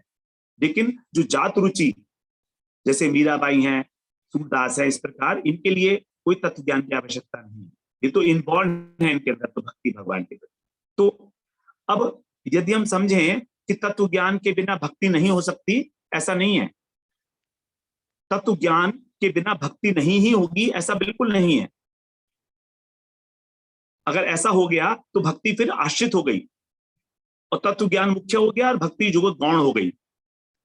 तो भक्ति जो है परम स्वतंत्र है, भगवान परम स्वतंत्र है, तो भक्ति जो है वो तत्व ज्ञान के अधीन नहीं है। लेकिन भक्ति के अंदर तत्व ज्ञान आवश्यक है, ये बात है। तत्व ज्ञान की आवश्यकता है, लेकिन भक्ति तत्व ज्ञान के अधीन नहीं है। इसको ऐसा समझें जैसे बैसाखी, जो एक वृद्ध व्यक्ति है वो चल नहीं पा रहा है। अब यदि चल नहीं पा रहा है तो उसको बैसाखी की जरूरत होती है। तो बैसाखी वो क्यों यूज करता है? जिससे वो गिर ना जाए। बैसाखी उसको उसके कदम को आगे नहीं बढ़ाएगी। बैसाखी, यदि कहें बैसाखी उसको एक जगह से दूसरी जगह ले जाएगी, ऐसा नहीं है। जाएगा वो अपनी शक्ति से, लेकिन बैसाखी उसको गिरने से बचाएगी। उसी प्रकार से तत्व ज्ञान जो है प्रारंभिक अवस्था में भक्ति की बहुत आवश्यक है, अत्यंत आवश्यक है। अन्यथा हमारा भक्ति के अंदर पतन हो जाएगा। हम समझ नहीं पाएंगे कि शुद्ध भक्ति क्या है, अशुद्ध भक्ति क्या है, और अशुद्ध भक्ति करते करते, मिश्रा भक्ति करते करते इस संसार में उलझ जाएंगे। हमें पता भी नहीं लगेगा। हम सोचेंगे हम भक्ति कर रहे हैं, और पता लगा हम संसार के अंदर उलझ कर ही रह गए। आगे प्रभु जी। ये हो गया हमारा ज्ञान के विषय में। तो एक बात बिल्कुल क्लियर हो गई है कि तत्व ज्ञान आवश्यक है भक्ति के लिए, लेकिन तत्व ज्ञान भक्ति नहीं है। तत्व ज्ञान से भक्ति मिल जाएगी ऐसा नहीं है, क्योंकि भक्ति केवल कृपा साध्य है। ये बात हमेशा ध्यान में रखनी चाहिए। जब भक्तों की कृपा होती है भगवान के, तभी भक्ति मिलती है। यहां तक कि कृष्ण भी किसी को डायरेक्ट भक्ति नहीं देते हैं, किसी ना किसी के माध्यम से ही भक्ति देते हैं। ध्रुव महाराज को नारद जी ने उपदेश दिया, प्रहलाद महाराज को नारद जी ने ही उपदेश दिया था जब वो अपनी माता के गर्भ में थे, कयाधु के, कई हजार वर्ष तक, तब उनको भक्ति प्राप्त हुई है। तो नारद जी की कृपा से उनको भक्ति मिली है। यदि भगवान चाहते तो उनको पहले से ही हो जाता, लेकिन ऐसा नहीं है। तो भक्ति जो मिलती है वो कृपा साध्य है, वो ज्ञान से नहीं मिलती है। लेकिन फिर भी ज्ञान आवश्यक है, क्योंकि हमारा कहीं आगे भक्ति में पतन ना हो जाए, और दूसरी बात भक्ति और तेजी से आगे बढ़े। जब हम एक निष्ठ हो जाएंगे, भगवान में अनन्य हो जाएंगे, तभी भक्ति जो है अपनी पराकाष्ठा को प्राप्त होती है, अनन्य भाव से। अनन्या चिंतयन्तो मां। अब कर्म के विषय में बात कर लेते हैं थोड़ी सी। इंद्रियों के द्वारा जो शरीर और शरीर से संबंधित लोगों के लिए किया जाता है, उसको हम लोग कर्म बोलते हैं। एक साधारण सी डेफिनेशन है ये। आगे प्रभु जी। कर्म 3 प्रकार के हैं, कर्म, विकर्म और अकर्म। जिन कर्मों का शास्त्रों में निर्देश किया गया है वर्णाश्रम धर्म के अनुसार, यज्ञ, दान, व्रत इत्यादि, ये सब कर्म कहलाते हैं। विकर्म का अर्थ है जो विपरीत है, शास्त्र में जो कहा उसके विरुद्ध काम करना, जैसे उल्टा करना, निषिद्ध आचरण करना, ये विकर्म हो गया। जैसे यज्ञ दान कोई कर रहा है, उसमें बाधा डालना, जो राक्षस लोग करते हैं। जब भगवान राम जो विश्वामित्र जी यज्ञ कर रहे थे, तो वहां पर यज्ञ के अंदर जो है रावण इत्यादि जो असुर थे वो लोग बाधा डालते थे, तो यह विकर्म। और अकर्म का मतलब है दोनों में से कुछ भी ना करना। शास्त्र में जो कहा है वो भी नहीं करते और विपरीत भी नहीं करते। तो ये 3 प्रकार का है। अज्ञानी लोग जो है आलस्यवश इसका अनुष्ठान नहीं करते। अज्ञानी लोग, उनको पता ही नहीं है क्या करना चाहिए, आलसी हैं। ज्ञानी लोग जो हैं वो इसको त्याग कर देते हैं, कर्म को दुखदाई मानकर कि कर्म हमको जो है फंसाएगा, और मोक्ष के लिए ज्ञान और वैराग्य की चेष्टा करते हैं, वो भी अकर्मत्व को प्राप्त करते हैं। लेकिन जो भगवान की भक्ति है वो बेसिकली कर्मों को करते हुए भी वो अकर्म करते हैं, क्योंकि उसका कोई संस्कार नहीं बनता आगे। तो ये जो 3 प्रकार की बातें बताई गई हैं, ये विशेष विशेष व्यक्ति के लिए, 3 प्रकार के व्यक्ति के लिए 3 प्रकार का अकर्म है। लेकिन अकर्म की जो साधारण परिभाषा है वो वही है जो पहले दी गई है, शास्त्रोचित कर्म न करना और विपरीत भी न करना। ये वाली जो है अवस्थाएं हैं कर्म की, इसके विषय में हम यहाँ पर अभी विस्तृत चर्चा नहीं कर रहे हैं। आगे प्रभु जी नेक्स्ट। अब कर्म जो है वो 3 प्रकार के बताए गए हैं। नित्य, नैमित्तिक और काम्य कर्म।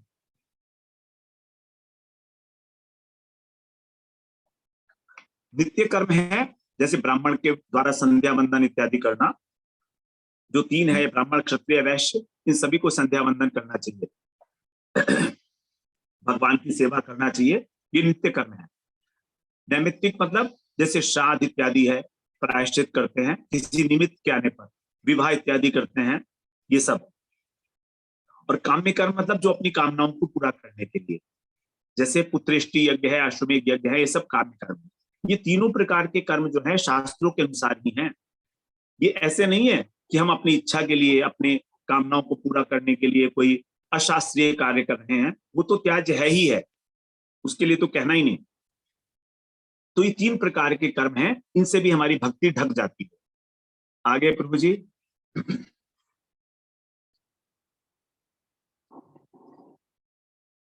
तो कर्म से भक्ति कैसे ढकती है? 2 प्रकार से, भय के कारण और लोभ के कारण। हमको भय लगता है कि यदि हम ये काम छोड़ दिए तो हमको पाप लगेगा। तो शास्त्र के अंदर जो कहा गया है पाप लगने का कंसेप्ट, कि यदि तुम ये नहीं करोगे तो तुम्हें पाप लगेगा, तो ये है भय। और लोभ का मतलब ये है कि अगर हम करेंगे तो हमारी भक्ति और आगे बढ़ेगी। इसको हम आगे पढ़ते हैं अभी, नेक्स्ट। लोभ के द्वारा कोई व्यक्ति ऐसा सोचता है कि भक्ति के अंगों का पालन तो मैं कर ही रहा हूं, श्रवण कीर्तन इत्यादि, लेकिन थोड़ा दान पुण्य भी कर लेना चाहिए साथ साथ, उसमें क्या नुकसान क्या है, अच्छा ही है। तो यहां पर भक्ति ढक गई कर्म के द्वारा। दान पुण्य करना कोई गलत बात नहीं है, अच्छी बात है, लेकिन उस दान और पुण्य का जो फल मिलेगा वो है स्वर्ग लोक तक। आप किसी के लिए कुछ भी करिए, अधिक से अधिक आपको स्वर्ग लोक की प्राप्ति हो सकती है, इससे अधिक कुछ नहीं।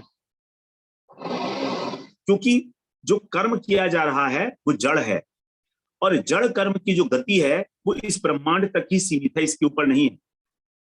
क्योंकि कर्म का जो आश्रय वो शरीर है, शरीर के द्वारा किया जा रहा है, जबकि भक्ति जो है एकदम डिफरेंट वस्तु है। भक्ति त्रिगुणातीत है। तो भक्ति का आश्रय जो है वो आत्मा है। तो इस प्रकार से हमें कर्म के द्वारा भक्ति जो है ढक जाती है। लोभ के द्वारा ऐसा सोचना कि यदि मैं ये काम तो कर ही रहा हूं, साथ में थोड़ा सा यज्ञ दान इत्यादि भी कर लूं, तो इसका मतलब है हमें भक्ति के ऊपर विश्वास भी नहीं है। हम ये मानते ही नहीं है कि भगवान ही सर्वश्रेष्ठ वस्तु हैं, अन्य अन्य प्रकार के देवी देवताओं की उपासना कर रहे हैं। तो इसका मतलब यही है ना कि हमें भक्ति के ऊपर विश्वास नहीं। ये तो नामापराध में आ जाता है। नामापराध है कि भक्ति को, भगवान का नाम लेने को अन्य जो शुभ कर्म है उनके बराबर समझना, कि भगवान का नाम ले लो अथवा दान पुण्य इत्यादि कर लो, एक ही बात। तो इस बात सोच रखना ये नामापराध के अंदर आता है। तो इस प्रकार से हमारी जो भक्ति है वो ढक जाती है लोभ के कारण। अभी इस प्रकार लोभ हमारे नहीं चाहिए। भक्ति जो है अपने आप से, अपने आप ही सब कुछ देने में समर्थ है। वो किसी चीज से बढ़ेगी नहीं इस प्रकार से, जो कर्म किया जाएगा शरीर के द्वारा उसके द्वारा। आगे प्रभु जी। अब भय से ढकना, जैसे मान लीजिए कोई व्यक्ति विष्णु मंत्र में दीक्षित है और तो भी वो अन्य देवी देवताओं की पूजा कर रहा है, और ऐसा हम देखते भी हैं। गुरु जी से उन्होंने दीक्षा भी ले ली है और उसके बाद भी जो है सबकी पूजा कर रहे हैं, नवरात्र भी कर रहे हैं, गणेश चतुर्थी भी करते हैं, सबके व्रत भी करते हैं, प्रदोष, पूर्णिमा, सोमवार का व्रत, बृहस्पतिवार का व्रत, शुक्रवार का व्रत, सतदोषी माता का व्रत, सबके व्रत करते हैं। ऐसे बहुत से लोग हैं। इस बात के डर से कि देखो मैं इतने साल से 30 साल से कर रहा था, आप कैसे छोड़ दूं भाई। गुरु जी से कहते हैं ये लोग, कुछ लोग आके बात कि गुरु जी हम कैसे छोड़ देंगे व्रत, आप बताइए, हमें पाप ना लगेगा क्या। ठीक है, हम आपने जो कहा वो माला भी कर लेंगे, हरे कृष्ण भी बोल लेंगे, लेकिन ये इसको छुड़ाने के लिए मत कहो आप हमसे। तो उनको विश्वास नहीं है कि केवल भक्ति से ही सारे प्राणी संतुष्ट हो जाते हैं, यहाँ तक कि भगवान, भागवत में कहा गया है, यथा तरुर्मूल निषेचनेन तृप्यन्त तत्स्कन्धभुजोपशाखा प्राणोपहाराच यथेन्द्रियाणां तथैव सर्वार्णम् अच्युतेज्या। जिस प्रकार के वृक्ष की जड़ को जब सींचते हैं तो उसका तना, शाखा सब का पोषण हो जाता है, अथवा जैसे भोजन करते हैं हम अपने मुंह से और हमारी सारी इंद्रियां वो पुष्ट हो जाती हैं, उसी प्रकार केवल कृष्ण की पूजा से ही सभी देवता, सभी पितर इत्यादि की पूजा हो जाती है। इस प्रकार का विश्वास होना ही वास्तव में श्रद्धा है। श्रद्धा जो हमारा भक्ति का सबसे पहला बीज है, साधन भक्ति जो जहां से आरंभ होती है, तो श्रद्धा यही है कि केवल एक कृष्ण की सेवा करने से ही सभी की सेवा हो गई। ये अगर ये श्रद्धा नहीं है तो अब समझिए हमारी भक्ति आरंभ नहीं हुई। हम कर रहे हैं ठीक है, भक्ति आरंभ नहीं हुई है। तो जब हमारा इस प्रकार की धारणा हो जाती है कि केवल कृष्ण की सेवा ही सर्वोपरि है, जैसे एक हाथी के पैर में सबका पैर हो जाता है। प्रभु जी बताते हैं उदाहरण हमारे, जैसे घर में निमंत्रण दिया जाता है तो एक जो हेड होता है उसको ही निमंत्रण पत्र आता है, सब लोगों को तो आता नहीं है, लेकिन उसमें आगे लिख दिया जाता है एंड फैमिली, तो सारे के सारे लोग जो है उसके अंदर कवर हो गए। जो हेड है उस तो जब हेड का नाम दे दिया, फैमिली के हेड का, फैमिली का जो वो है मुखिया है, तो उसमें सभी लोग आ गए। तो उस शादी के लिए निमंत्रण देने में सबके अलग अलग नाम लिखने की जरूरत नहीं है। इसी प्रकार से केवल एक कृष्ण की पूजा करने से ही, अब यदि कोई कहे कि ठीक है मैं कृष्ण की पूजा तो करता ही हूं, साथ में औरों की भी कर लेता हूं देवी देवताओं की, तो हर्ज क्या है। तो यहाँ जो उदाहरण दिया उसमें देखिए हर्ज आ रहा है। जब कहा पहले वृक्ष की जड़ सींचने से, तो वृक्ष की जड़ सींची, अब उसके साथ साथ पत्तियों के ऊपर भी डाल दिया थोड़ा सा पानी, फूल पर भी डाल दिया, तो कोई नुकसान नहीं होगा, बहुत ठीक है, कोई दिक्कत नहीं है। तो इसलिए उन्होंने कहा नहीं नहीं, ये थोड़ा सा जो उदाहरण है फिट नहीं बैठ रहा है, तो इसलिए दूसरा उदाहरण दिया भोजन का, कि भोजन तो हम केवल मुख के द्वारा करते हैं ना, तो उससे हमारी इंद्रियां पुष्ट हो जाती हैं। अब यदि वही भोजन हम इंद्रियों को कराने लगे, थोड़ा सा हमने भोजन लेके कान में घुसेड़ दिया, थोड़ा नाक में घुसेड़ दिया, थोड़ा इंद्रियों में घुसेड़ दिया, आंखों में, तो मर जाएंगे हम। तो वही हालत है। तो दूसरा वाला जो उदाहरण है वो बिल्कुल सटीक है। तो इस प्रकार से हमें सोचना चाहिए कि ज्ञान और कर्म के द्वारा भक्ति ढकी हुई नहीं होनी चाहिए। शून्य नहीं कहा यहाँ पर, क्योंकि प्रारंभिक अवस्था में इनकी आवश्यकता है। तो जब तक हमें तत्व ज्ञान नहीं हो जाता पूरा का पूरा, तब तक हमें तत्व ज्ञान को प्राप्त करने के लिए करते ही रहना चाहिए। और कर्म का मतलब है यहाँ पर सेवा। तो भगवान से संबंधित जितनी भी सेवाएं हैं, भगवान की अर्चना करना, वंदना करना, परिक्रमा करना, ये सारी, ये कर्म नहीं है, ये भगवान की सेवा है। तो भगवान की सेवा से संबंधित जो कर्म है उनका त्याग कोई नहीं करना है। कभी कहीं कहीं आपने कहा था कि कर्म नहीं करना है, तो हम तो कोई सेवा भी नहीं करेंगे भगवान की, क्योंकि सेवा तो कर्म है।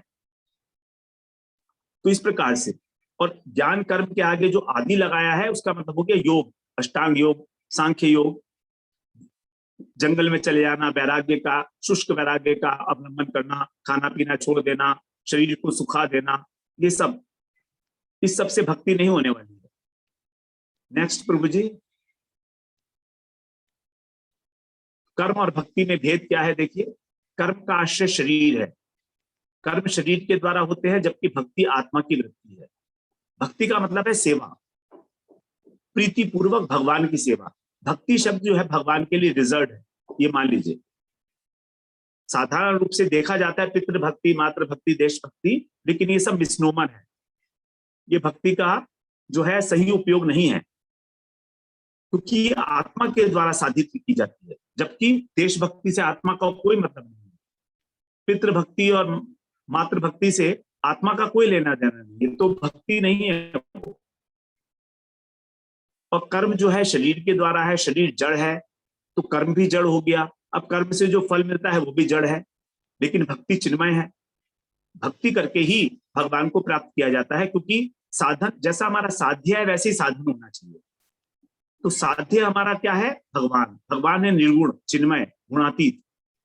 तो भक्ति भी हमारी उसी प्रकार से गुणातीत और निर्गुण होनी चाहिए, इसीलिए उसका फल जो है वो चिन्मय है, भगवत प्रेम। कर्म अपना फल देकर निवृत्त हो जाता है, लेकिन भक्ति हमेशा रहती है। कर्म किया आपने और हमको कोई फल मिल गया तो अब दोबारा तो कर्म नहीं करेंगे फल मिलने के बाद। लेकिन भक्ति में ऐसा नहीं है, हम साधन अवस्था में भी भक्ति करते हैं और सिद्ध अवस्था में भी भक्ति करते हैं, क्योंकि यहाँ इस लोक में भगवान की सेवा करते हैं और वहां गोलोक धाम में भी जो है भगवान के पार्षद भगवान की सेवा करते हैं। सेवा है ना भक्ति का, तो सेवा तो भगवान की हमेशा ही करनी है। तो इंद्रियों के द्वारा जो काम किया जा रहा है वो कर्म है, और कृष्ण की सेवा के लिए जो किया जाता है उद्देश्य का बेसिकली अंतर है। जो हम अपने स्वार्थ के लिए, अपने देह संबंधियों के लिए जो करते हैं वो कर्म है, और जो भगवान की प्रसन्नता के लिए वही है भक्ति। नारद पंचरात्र में कहा, देव ऋषि विहिता शास्त्रे हरिम उद्देश्य या क्रिया। जो शास्त्रों की विहित क्रिया है, शास्त्रों में जिस प्रकार का प्रोविजन है, शास्त्रों में जो बात कही गई है उसके अनुसार केवल हरि को उद्देश्य रखकर जो क्रिया की जाती है, केवल हरि की प्रसन्नता, सैव भक्ति रीति प्रोक्ता, उसको कहा जाता है भक्ति। और यही भक्ति धीरे धीरे आगे बढ़कर भाव भक्ति और प्रेम भक्ति में पर्यावसित हो जाती है। सैव भक्ति तया भक्ति पर परा भवे, परा भक्ति मतलब प्रेम भक्ति। तो इस प्रकार से हमको परम प्रेम की भगवान की प्राप्ति होती है स्टेजेस में। पहले साधन भक्ति, फिर भाव भक्ति और फिर प्रेम भक्ति। आगे और कर्म जो है वो त्रिगुणात्मक है, उनका फल जो है इसी ब्रह्मांड के अंतर्गत हमें मिलना पड़ेगा। या तो हम स्वर्ग चले जाएंगे या हमको इस संसार के अंदर ही सुख सुविधाएं मिल जाएंगी, लेकिन भक्ति जो है उससे हमको वैकुंठ धाम की प्राप्ति होगी, जो माया के पार है, निर्गुण है। क्योंकि भगवान निर्गुण है, हरि ही निर्गुण है साक्षात, पुरुष है प्रकृति पर है, भगवान प्रकृति से परे हैं, तो इसीलिए वो सबके दृष्टा है, सबके साक्षी हैं। तो उनको जो भजन करने वाला है वो भी निर्गुण बन जाता है। तो भक्ति के द्वारा भक्त भी, जो साधक है, वो भी धीरे धीरे जो है तीनों गुणों से ऊपर हो जाता है। तो इसीलिए कर्म के द्वारा भगवान को हम कभी प्राप्त नहीं कर सकते, केवल भक्ति के द्वारा ही भगवान को प्राप्त किया जा सकता है, ज्ञान के द्वारा भी नहीं, क्योंकि ज्ञान भी सात्विक है और कर्म राजसिक है। 14वें अध्याय में भगवान ने गीता में कहा, सत्वात् संजायते ज्ञानम, सत्व गुण से ज्ञान उत्पन्न होता है। और रजः कर्मणि भारत, जो रजोगुण है वो है कर्म। तो रजोगुण और सत्वगुण हमको भगवान तक नहीं ले जा सकते। जब हम रजोगुण का अतिक्रमण करके सत्वगुण और सत्वगुण का अतिक्रमण करके गुणातीत अवस्था पर पहुंचते हैं, जो भगवान ने गीता में बताया, माम चयो अव्यभिचारेण भक्ति योगेन सेवते सगुणान संतीतेतान ब्रह्म भूयाय कल्पते। इस प्रकार से जो अव्यभिचारिणी भक्ति के द्वारा गुणातीत अवस्था को प्राप्त करता है, वही वास्तव में ब्रह्म को प्राप्त करने की योग्यता प्राप्त करता है। ब्रह्म भूयाय कल्पते। आगे प्रभु जी नेक्स्ट।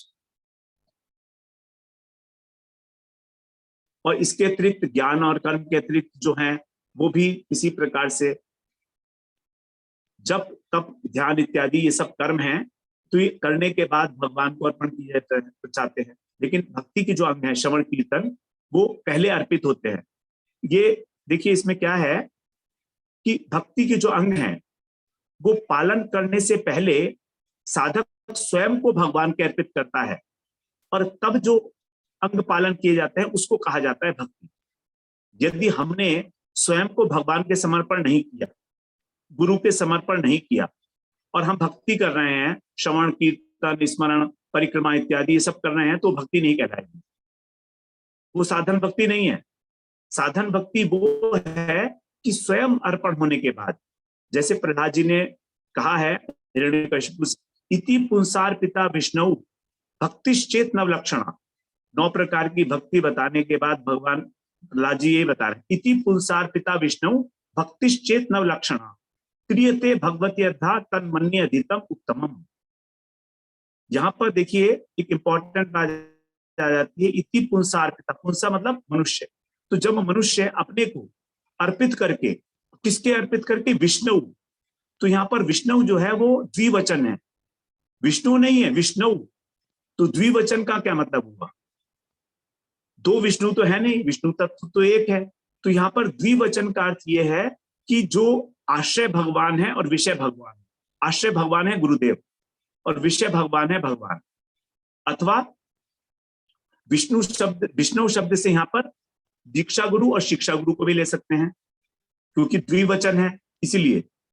तो जब गुरुदेव के शरणागत होकर उनको आत्मसमर्पण करके भक्ति के अंगों का पालन कर दिया जाए, तभी चेत नवलक्षणा। चेत का मतलब होता है यदि। तो यदि एक मनुष्य इस प्रकार से भक्ति करता है अपने को समर्पण करके, तब उसको भक्ति कहा जाता है, नवलक्षणा भक्ति। और क्रियते भगवती अर्धा, फिर ये भक्ति जो की जाती है क्रियते, उसको मैं अत्यंत उत्तम अध्ययन मानता हूं कि उसी ने वास्तव में वेद और शास्त्रों का अध्ययन किया है, अन्यथा वो अध्ययन नहीं है। इस प्रकार से तो यहां पर बताया। इससे पहले प्रभु जी, हाँ ये तो हो गया प्रभु जी, नेक्स्ट चैलेंज। तो कृष्ण के प्रति जो भक्ति है उसी को कहा जाता है भक्ति। अन्य देवताओं के प्रति जो है श्रद्धा, उसको भक्ति नहीं कहा है, क्योंकि सभी देवता जो हैं वो, कोई भी देवता ऐसा नहीं है जो हमेशा रहने वाला हो। इंद्र की जो आयु है वो एक कल्प है, अर्थात ब्रह्मा जी का एक दिन, बस इतने दिन रहता है वो। उसके बाद इंद्र बदल जाता है, नया इंद्र आ जाता है। तो जब इंद्र खुद ही नश्वर है तो उसके प्रति श्रद्धा वो हमारी नित्य कैसे हो सकती है? तो भक्ति केवल भगवान की, क्योंकि भगवान नित्य है, इसीलिए केवल भगवान की ही सेवा जो है वो नित्य कही जाती है, ये कभी नष्ट नहीं होती। जबकि सारे देवी देवता जो हैं पुनर्जन्म लेते हैं। आप ब्रह्म भुवना लोका पुनरावर्तिनो अर्जुन, भगवान ने कहा ना कि आप ब्रह्म भुवना लोका, सारे लोग जो हैं ब्रह्मा पर्यंत सबका इसी जगत के अंदर बार बार आवर्तन पुनरावर्तन होता रहता है, कभी जन्म कभी मृत्यु। तो विश्वनाथ चक्रवर्ती ठाकुर बोलते हैं कि ब्रह्मा जी की आयु समाप्त होने पर उनका भी जन्म होता है। ब्रह्मा जी का 2 प्रकार के ब्रह्मा हैं, एक भक्त ब्रह्मा, एक ज्ञानी ब्रह्मा। तो जो भक्त ब्रह्मा होते हैं वो भगवान के धाम में जाते हैं, और जो ज्ञानी हैं, कर्मी हैं, वे इस संसार में दोबारा आ जाते हैं, लौटकर किसी योनि के अंदर दोबारा आ जाते हैं। और विष्णु रहस्य में कहा है, आलिंगन वरम मन्ये व्याल व्याघ्र जलौकसाम न संग शल्य युक्ता नाम नाना देवैक सेविनाम। बता रहे हैं कि जल में जो रहने वाले मगरमच्छ हैं, मैं उसका आलिंगन करना उचित समझता हूं, लेकिन जो अनेक प्रकार के देवी देवताओं की पूजा करता है, नेक्स्ट प्रभु जी, उसका मैं उसके संग नहीं करना चाहता किसी भी प्रकार से। आलिंगन कर सकता हूं मैं अजगर का, शेर का और मगरमच्छ का, जलों का साम, जो जल में रहने वाले हैं, लेकिन उसका संग नहीं करना चाहता जो अनेक प्रकार के देवी देवताओं के पूजा रूपी बाण लेकर बैठा है। शल्य माने बाण, तो बाणों से युक्त है, अनेक अनेक देवी देवताओं के, सभी देवी देवताओं की पूजा करता है, मैं उसका संग नहीं करना चाहता हूं। नेक्स्ट प्रभु जी, अब दान और सेवा में अंतर क्या है? दान में 2 लोग होते हैं, देने वाला और लेने वाला। तो देने वाला बड़ा होता है, लेने वाला छोटा हो जाता है। तो यहाँ पर ये कर्म है, शरीर का धर्म है ये, और इससे हमको भोग की प्राप्ति होती है। लेकिन सेवा में सेवक और सेव्य, तो सेवक छोटा है और सेव्य बड़ा है।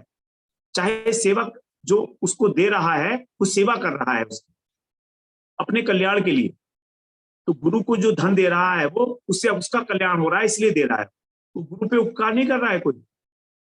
और गुरु जो है उसकी वस्तु को ग्रहण करके उसे उपकार, उस पर उपकार कर रहे हैं, उस वस्तु को भगवान की सेवा में लगा, क्योंकि उसे पता है कि गुरु जो है इसको अच्छी प्रकार सेवा में लगा सकते हैं। आगे प्रभु जी नेक्स्ट। ये तो अभी तक हमारे तटस्थ लक्षण थे, अब ये स्वरूप लक्षण है। अनुकूलेन कृष्णानुशीलनम। अनुशीलन का अर्थ है निरंतर, अनु का मतलब होता है निरंतरता और गंभीर रूप से उसका अभ्यास करना। अब अनुशीलन दो प्रकार का है, अनुकूल और प्रतिकूल, तो इसीलिए उसके विशेषण लगाया अनुकूलेन, जो कृष्ण के अनुकूल। अब ये जो है दो प्रकार का होता है, चेष्टा रूप और भाव रूप। हम यहाँ पर केवल चेष्टा रूप की चर्चा करेंगे। चेष्टा दो प्रकार की होती है, प्रवृत्ति और निवृत्ति। तो प्रवृत्ति भी दो प्रकार की है, कायिक, वाचिक, और तीन प्रकार की, शरीर के द्वारा, वाणी के द्वारा, मन के द्वारा। और निवृत्ति भी तीन प्रकार की है। आगे नेक्स्ट प्रभु जी। कायिक अनुशीलन का मतलब क्या है? निवृत्ति मूलक पहले वैष्णव की हिंसा न करना, क्रोध न करना, जो हम लोग इसमें श्रवण कराए हैं उपदेशामृत में। वाचिक में प्रजल्प न करना, निंदा न करना, ये सब आ गया है हमारा जो दोष थे। मानसिक में संसारिक विषयों का चिंतन न करना। आगे भाव रूप अनुशीलन। प्रवृत्ति रूप में आया प्रभु जी, एक मिस हो गई स्लाइड शायद। पहले प्रवृत्ति रूप आएगा ना, इससे पहले वाली स्लाइड। हाँ ये है प्रवृत्ति रूप अनुशीलन। तो ये कायिक अनुशीलन है, भगवान भक्ति के अंगों का पालन करना, श्रवण कीर्तन स्मरण इत्यादि, दार्शनिक सेवा करना, मंदिर मार्जन। वाचिक का मतलब है वाणी के द्वारा कीर्तन करना, कीर्तन करना यहाँ पर आएगा, हरिनाम करना, कीर्तन करना। कायिक में आएगा तो शरीर के द्वारा सेवा करना भगवान के मंदिर की। और मानसिक माने उनका स्मरण करना, भगवान के नाम का, लीलाओं का, धाम का स्मरण करना, हरि गुरु वैष्णव का स्मरण करना। भागवत ने तो कहा है कि एक शुद्ध साधु के स्मरण करने मात्र से ही आपका हृदय पवित्र हो जाता है।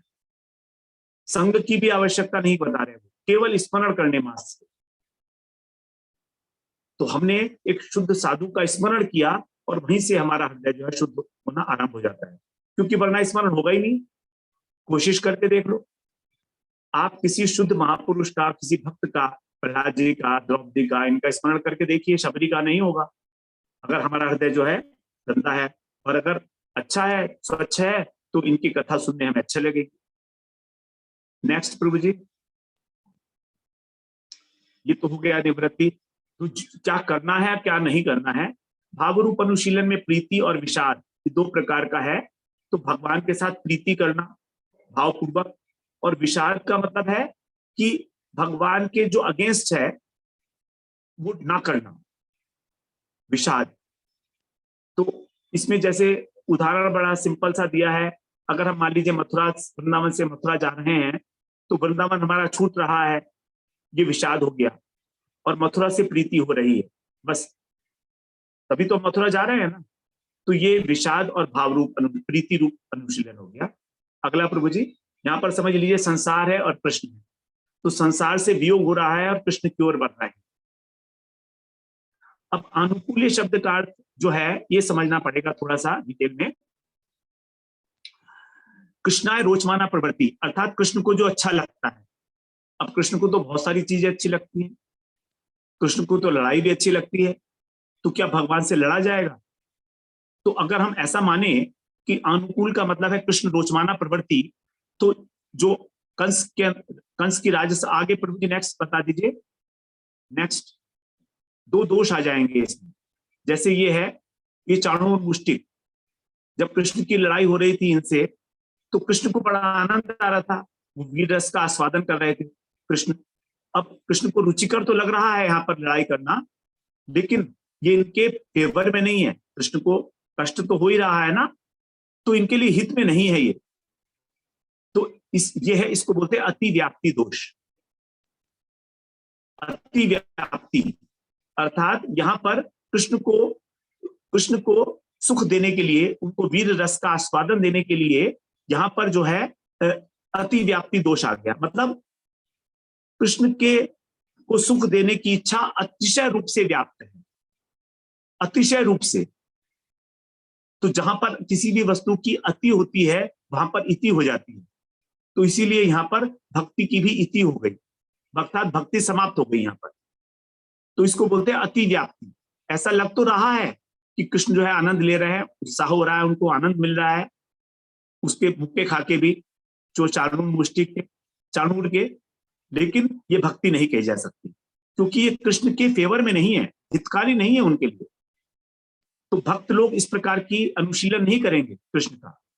आगे नेक्स्ट प्रभु जी, दूसरा दोष है अव्याप्ति दोष। अब यहां पर देखिए, मैया यशोदा जब कृष्ण के लिए दूध उबल रहा था तो कृष्ण को नीचे लिटाकर अपनी गोदी से उतारकर और वो चली गई दूध को उबालने के लिए, दूध को नीचे उतारने के लिए कढ़ाई से। और कृष्ण को क्रोध आ गया एकदम कि मुझे नीचे उतार दिया मैया ने। तो वो क्रोध से फड़फड़ाने लगे, उन्होंने एक पत्थर उठा के मार दिया और तोड़ दी उनकी जो वो थी घड़ा जो था जिसमें दही रखी थी। तो यहाँ पर कृष्ण को अच्छा नहीं लग रहा है, लेकिन जो यशोदा मैया जिस दूध को उतारने के लिए गई थी चूल्हे से, वो दूध पद्मगंधा गाय का था। पद्मगंधा गाय जो होती है वो होती है जिसके अंदर से कमल की खुशबू आती है, और वो बड़ा रेयर होती है गाय, बहुत कम गाय होती है। तो मैया अपने हाथ से भगवान को माखन निकाल के और वो जो है दूध का माखन बनाकर और आरोगना करा उनको खिलाना चाह रही थी। तो यहाँ पर हम देख रहे हैं कि भक्ति नहीं है, लेकिन वास्तव में ये भक्ति है, बहुत बड़ी भक्ति है। क्योंकि भक्तियों के अंदर कभी कभी अपने सेवक से भी अधिक उस अपने सेवे के अतिरिक्त उस सेवे की सेवा करने के जो उपकरण हैं उनको बचाने के लिए अत्यधिक आग्रह देखा जाता है। क्योंकि यदि मान लो दूध जल गया तो कृष्ण को मक्खन कैसे मिलेगा, माखन कैसे खिलाऊंगी मैं, इसीलिए मैया ने उतार दिया। तो ये यहाँ पर लग रहा है कि भक्ति नहीं है, लेकिन यहाँ पर भक्ति बहुत अतिशय रूप में विराजमान है। इस प्रकार से इसे समझना चाहिए। तो ये अवाप्ति दोष आ जाएगा, इसीलिए कहा गया अनुकूल्य न, वरना केवल अनुशीलन कह देते। अगला प्रभु जी, तो यहाँ पर अति व्याप्ति और अव्याप्ति दोषों को दूर करने के लिए ही अनुकूल्य कहा गया। अनुकूल्य का अर्थ है प्रतिकूल भाव से रहित, अर्थात जो कृष्ण के हित में है, हितकर होना चाहिए, रुचिकर हो या ना हो, कृष्ण को अच्छा लगे या ना लगे। लेकिन अब चाणूर मुष्टिक तो मारना चाहते थे, प्रतिकूल भाव है, जबकि मैया यशोदा जो है वो दूध की रक्षा कर रही हैं, तो ये भक्ति के अनुकूल है। और कहा भी कि भक्तों की स्वाभाविक चेष्टा होती है कि वो कृष्ण की अपेक्षा कृष्ण की सेवा के उपकरणों में अधिक प्रीति होती है उनकी। इस प्रकार से इन दोनों दोषों का निराकरण करने के लिए यहाँ पर अनुशीलन से पहले अनुकूल्य शब्द लगाया गया। आगे नेक्स्ट प्रभु जी, ये बात समझनी आवश्यक है। अब यहाँ पर ये भी कह सकते थे प्रतिकूलता का अभाव, प्रतिकूलता शून्यम कह सकते थे, अनुकूल्य की क्या जरूरत थी। लेकिन ऐसा हो सकता है कि जड़ जो वस्तु है वो भगवान के प्रतिकूल नहीं है। तो जड़ वस्तुएं भगवान के प्रतिकूल नहीं है तो उसको हम ये नहीं कह सकते कि वो अनुकूल है। अन्यथा अगर वो अनुकूल हो गई तो वो भी सब भक्त हो जाएंगी। तो इसलिए अनुकूल के साथ में अनुशीलन के साथ में अनुकूल शब्द दिया गया, वरना कह सकते थे ना प्रतिकूलता शून्यम। तो ऐसी भी वस्तुएं हैं जो ना अनुकूल है ना प्रतिकूल है, ऐसी जड़ वस्तुएं, इसलिए यहां पर अनुकूल्यन शब्द का प्रयोग किया गया। तो यही वास्तव में भक्ति का स्वरूप लक्षण है कि कृष्ण के लिए वो हितकारी होना चाहिए। और अन्याभिलाषिता शून्यम और ज्ञान कर्मादि अनावृतम, ये भक्ति के तटस्थ लक्षण हैं, हो भी सकते हैं और नहीं भी। लेकिन कृष्ण की सेवा करना, निरंतर सेवा करना, कृष्ण का नाम लेना, कृष्ण की स्मरण करना, कृष्ण का श्रवण कीर्तन, वैष्णवों की सेवा, गुरु की सेवा अनुकूल भाव से, यही वास्तव में भक्ति का तटस्थ लक्षण है। हमें इसे विशेष रूप से अपने ध्यान में उतारना चाहिए। आगे प्रभु जी नेक्स्ट।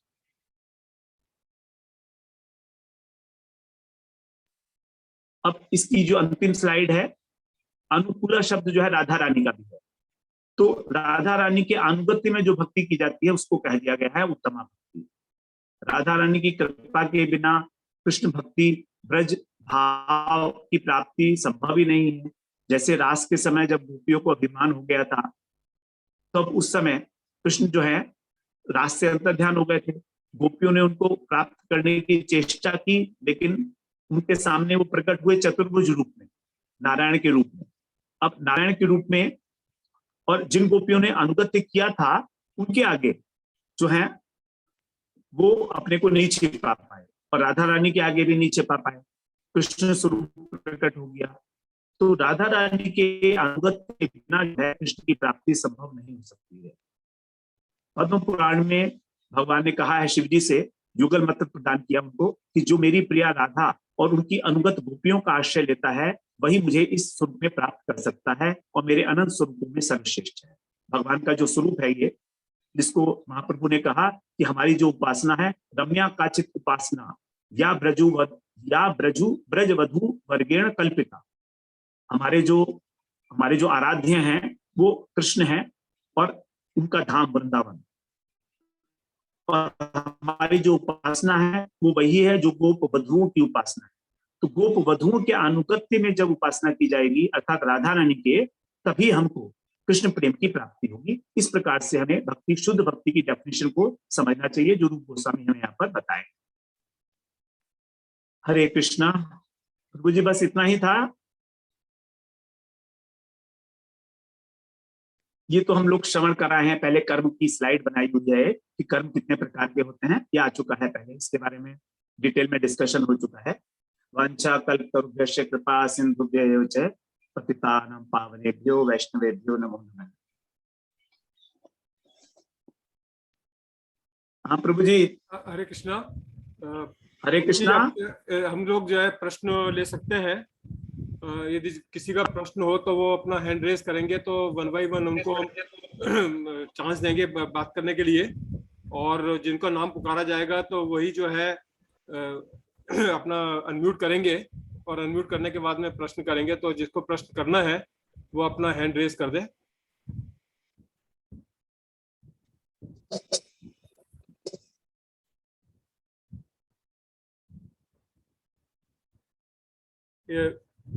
विजय कृष्ण प्रभु जी जो है वो भी कुछ बोलना चाहेंगे। तो हाँ। विजय कृष्ण प्रभु जी, आप पहले कुछ बोलना चाहेंगे तो आप पहले बोलिए। अभी शायद वो नहीं है, तो हम पहले प्रश्न ले लेते हैं। सक्सेना प्रभु जी, जो आप अपने को अनम्यूट करके बोलिए। हाँ, मैं आपको सबको मेरा बहुत बहुत प्रणाम। और ये मैं इस मठ से जुड़ा हुआ हूँ, अजय प्रभु जी से भी 2 साल से। और अभी जैसे सारे वैष्णवों को ये ज्ञान होगा कि मथुरा का जो मठ है उसका रेनोवेशन चल रहा है और पूर्ण निर्माण करवा रहे हैं माधव महाराज। तो इसलिए इसमें एक थोड़ी सी मेरी एक पर्सनल रिक्वेस्ट थी सारे वैष्णवों को, भक्तों को, कि कृपा करके इस निर्माण में थोड़ा सा सहयोग दें। कुछ ना कुछ जो भी सामर्थ्य हो जिसका, उस हिसाब से कुछ डोनेशन वहाँ पे दें, जिससे कि ये निर्माण जल्दी से जल्दी हो जाए। और ये इस निर्माण में मंदिर तो बनेगा ही बनेगा, इस निर्माण में कुछ कमरे भी बनेंगे हम लोगों के लिए जो भी वहाँ पे जाते हैं विजिट करने के लिए, उनको रहने के लिए। तो वो भी वहाँ पर सुविधा प्रदान की जाएगी। तो ये है कि जल्दी से जल्दी ये मठ बन जाए, किसी भी धन के अभाव में ये रुक ना जाए। तो इसलिए मेरी सबसे एक हाथ जोड़ कर रिक्वेस्ट है कि कृपा करके इसको जो भी सामर्थ्य के हिसाब से डोनेशन दे सके वो आप डोनेशन दीजिए। अजय प्रभु जी आपको डिटेल बता देंगे कि कौन से बैंक में कैसे करना है। डायरेक्ट बैंक में जाएगा, कोई कैश की डील नहीं है इसमें। और मुझे उम्मीद है कि आप लोग सब इस बात को समझेंगे, और ये एक बहुत बड़ा परमार्थ में के कार्य में बहुत बड़ा काम होगा ये मंदिर के निर्माण में आपका योगदान। बस इतना ही कहना था। आप लोगों को सबको बहुत बहुत प्रणाम। हरे कृष्णा प्रभु जी। मैं इस संबंध में बोल देता हूँ कि हमारा जो ये मठ है मथुरा का, श्री केशव जी गौड़िया मठ, ये 65 साल पुराना है। जो मेरे परम गुरुदेव के जो गुरुदेव थे उनके समय से, और अभी बहुत डायलापिडेटेड कंडीशन में था। वहां पर काफी रिस्क हो गया था क्योंकि काफी चीजें झड़ रही थी, वहां पर कच्चा था काफी कुछ। तो इसलिए सेफ्टी के लिए जो वहां पर लोग रह रहे हैं, कर्मचारी लोग, उनके लिए ही इसका पूरा का पूरा रिकंस्ट्रक्शन कर रहे हैं अब हम लोग। तो वहां पर बिल्कुल अभी इसको डिसमेंटल कर दिया गया है और बेसमेंट की अभी जो है एक्सकेवेशन वगैरह स्टार्ट हो गई है, उसके बाद ये आरंभ हो जाएगा। तो गुरुजी का, हमारा सबका अनुरोध है गुरुजी का कि भाई हम लोगों को सबको इसमें कुछ ना कुछ अपना योगदान देना ही चाहिए। तो इस विषय में जो भी आपको सुविधा हो किसी प्रकार की, आपको कोई जानकारी प्राप्त करनी हो, तो आप मुझसे डायरेक्ट मैसेज कर सकते हैं। तो गौड़ीय वेदांत समिति ट्रस्ट है हमारा, तो वही जो है उसी के अकाउंट में ये सारा पैसा जाता है और वहीं से ये सारा ऑपरेट होता है। हमारे जो मेरे गुरुदेव हैं वही इसके मेन इंचार्ज हैं और उन्हीं के माध्यम से ये सारा हो रहा है। अब आपका कोई प्रश्न है प्रभु जी इस संबंध में, भक्ति से संबंधित कोई, तो बताइए। ऐसा है क्या, अभी जगदीश चंद्र जोशी जी प्रभु जी ने जो है उन्होंने हैंड रेज किया है, वो अपने को अनम्यूट करें और अपना प्रश्न करें।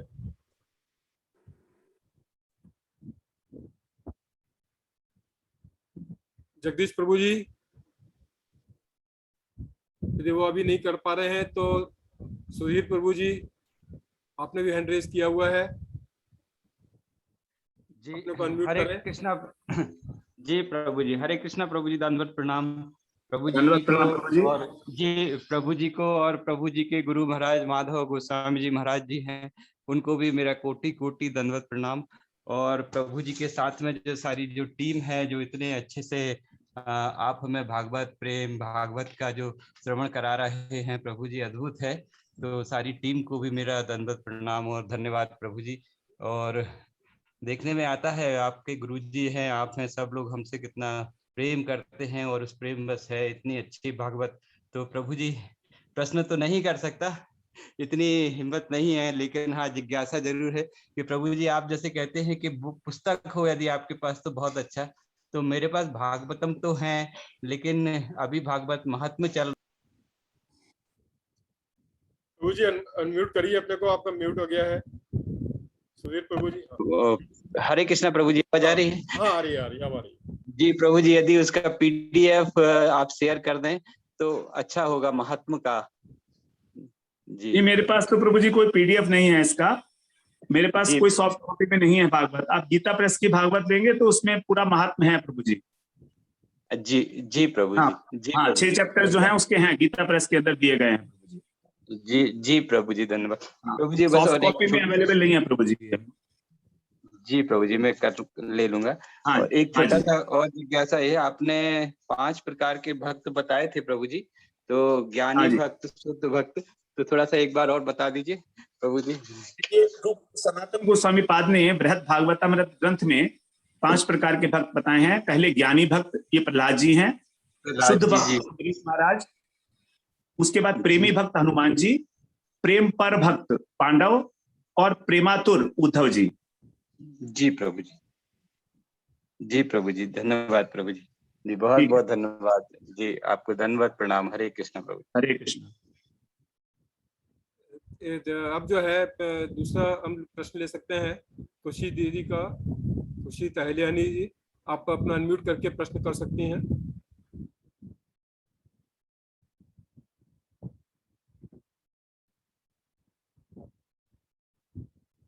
आप अपने को अनम्यूट करके कर सकती हैं।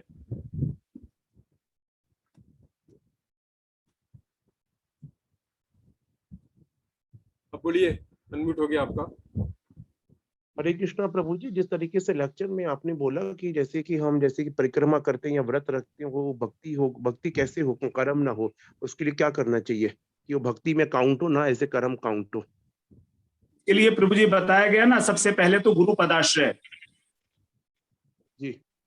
भक्ति आपके एफर्ट से प्राप्त नहीं होगी आपको, ये बिल्कुल पक्की बात है प्रभु जी। हम चाहें कि हम भक्त बन जाएं, हम नहीं बन सकते। जब तक हमारे ऊपर कृपा नहीं होगी तब तक हम भक्ति नहीं करते हैं। भक्ति की क्रियाएं जरूर होंगी हमारे द्वारा, लेकिन हम इसको शुद्ध भक्ति नहीं कह सकते, क्योंकि यदि भक्ति करेंगे तो उसका तो हमको बिल्कुल अनुभव होने लगेगा उसी समय। और ये कृपा तभी होती है जब हम गुरु पदाश्रय करके और एक सिस्टम में आकर भक्ति का पालन करते हैं। जो जात रुचि साधक हैं उनको किसी प्रकार के सिस्टम में आने की आवश्यकता नहीं है। जिनकी जन्मजात भक्ति है स्वभाव से ही, बचपन से ही, उसके लिए कोई नियम नहीं है। लेकिन हम जैसे लोग जो बिल्कुल उच्छृंखल प्रवृत्ति के हैं, विषयों में डूबे हैं, उनके लिए एक प्रकार से जब तक हम गुरु पदाश्रय नहीं करते हैं तब तक भक्ति नहीं आती है।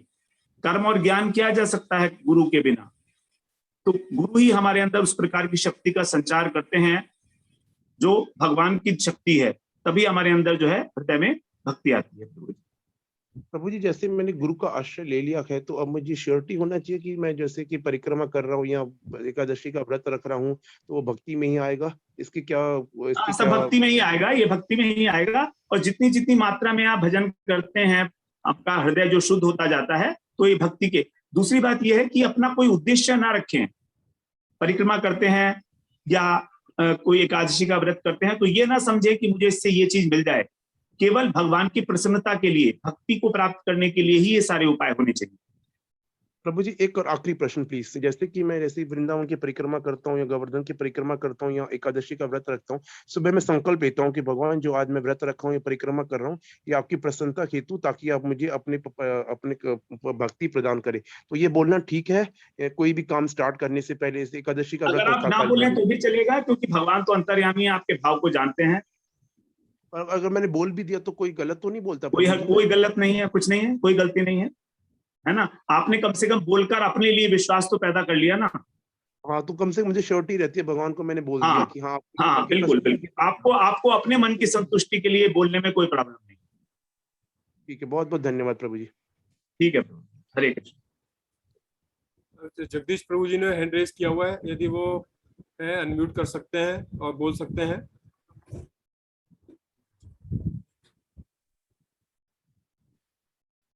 जगदीश प्रभु जी बोलिए। हरे कृष्ण प्रभु जी, धन्यवाद, प्रणाम। प्रभु जी, मेरा प्रश्न डायरेक्टली आज के जो लेसन था इससे संबंधित न होकर मेरे मन में विचार, जो मच्छर ये बहुत ज्यादा होते हैं, इनको जब काटने आते हैं तो हम कई मच्छर मार देते हैं, तो क्या ये पाप नहीं कर रहे हैं हम? ऐसा विचार आता है मन में। ये तो देखिए, हम अनेक प्रकार के पाप डेली कर रहे हैं, एक ही पाप नहीं कर रहे हैं हम, है ना। जब हम श्वास ले रहे हैं तो पता नहीं कितने बैक्टीरियाज मर रहे हैं। भोजन करते हुए ही हम दही खा रहे हैं तो उसमें कितने बैक्टीरियाज हैं, वो सब मर रहे हैं, है ना। तो इस प्रकार से अनेक प्रकार के जो जीवाणु हैं वायुमंडल के अंदर, वो केवल हमारी श्वास के द्वारा ही जन्म ले रहे हैं और मर रहे हैं। तो मच्छर भी उन्हीं में से एक है। तो जानबूझकर आप मच्छर को मारने के लिए प्रयत्न ना कीजिएगा, उसके लिए कोई उपाय रख लीजिएगा ना।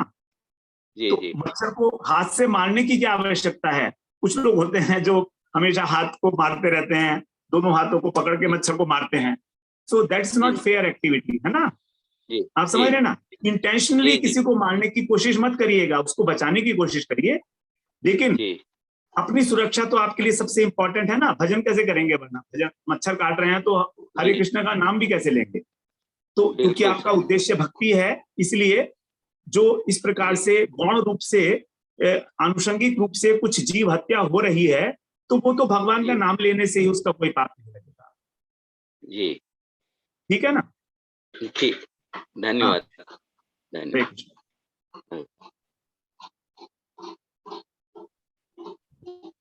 और किसी को कोई प्रश्न हो तो वो पूछ सकते हैं, क्योंकि अभी किसी ने और हैंड रेज नहीं किया है प्रभु जी। तो यदि किसी का भी प्रश्न हो तो पूछ लीजिए, अदरवाइज फिर प्रभु जी जो है इस प्रोग्राम को कर सकते हैं। प्रभु जी, मनोहर कृष्णदास प्रभु जी ने जो है इन्होंने हैंड रेज किया है, वो प्रश्न पूछ सके। अपने अनम्यूट करिए और प्रश्न पूछिए प्रभु जी। प्रभु जी हरि बोल, हरे कृष्ण, दंडवत प्रणाम। प्रभु जी, मेरी आवाज पहुंच रहा है ना? आ रही है। तो प्रभु जी, एक्चुअली हमको तो एक्चुअली प्रारब्ध वश तो बहुत कुछ रोग शरीर में भुगतना पड़ता है। तो इसी वक्त हम भगवान को ये तो बोल देते हैं कि भगवान हमको थोड़ा रखिएगा। आपकी आवाज क्लियर नहीं हो रही, माइक दूर रखिए आप। मुझे, मैंने थोड़ा ड्यूटी में हूँ तो मैंने इसीलिए चुप कर बोल रहा हूँ। आपको सुनाई दे रहा है? अच्छा, हाँ बोलिए। बोलिए बोलिए। नहीं तो प्रभु जी, कभी कभी हमारा एक्चुअली शरीर में प्रारब्ध वसत की बहुत कुछ कष्ट भोगना पड़ता है ना प्रभु जी, जो आप जो भगवत में बताया है आध्यात्मिका आदि और व्याधि, इसलिए हम तो सही नहीं कर पाते हैं और भगवान को जाके ऐसा बोलते हैं भगवान हमको छोड़ दीजिए, लेकिन क्योंकि हम तो बहुत कुछ पाप किया है ना प्रभु जी, इसलिए सब आ रहे हैं छोटा छोटा होकर, और इस वक्त भगवान हमारा वो भाव को और ये पुकार को सुनते हैं और ग्रहण करते हैं, या प्रभु कुछ नहीं बोलते हैं प्रभु जी?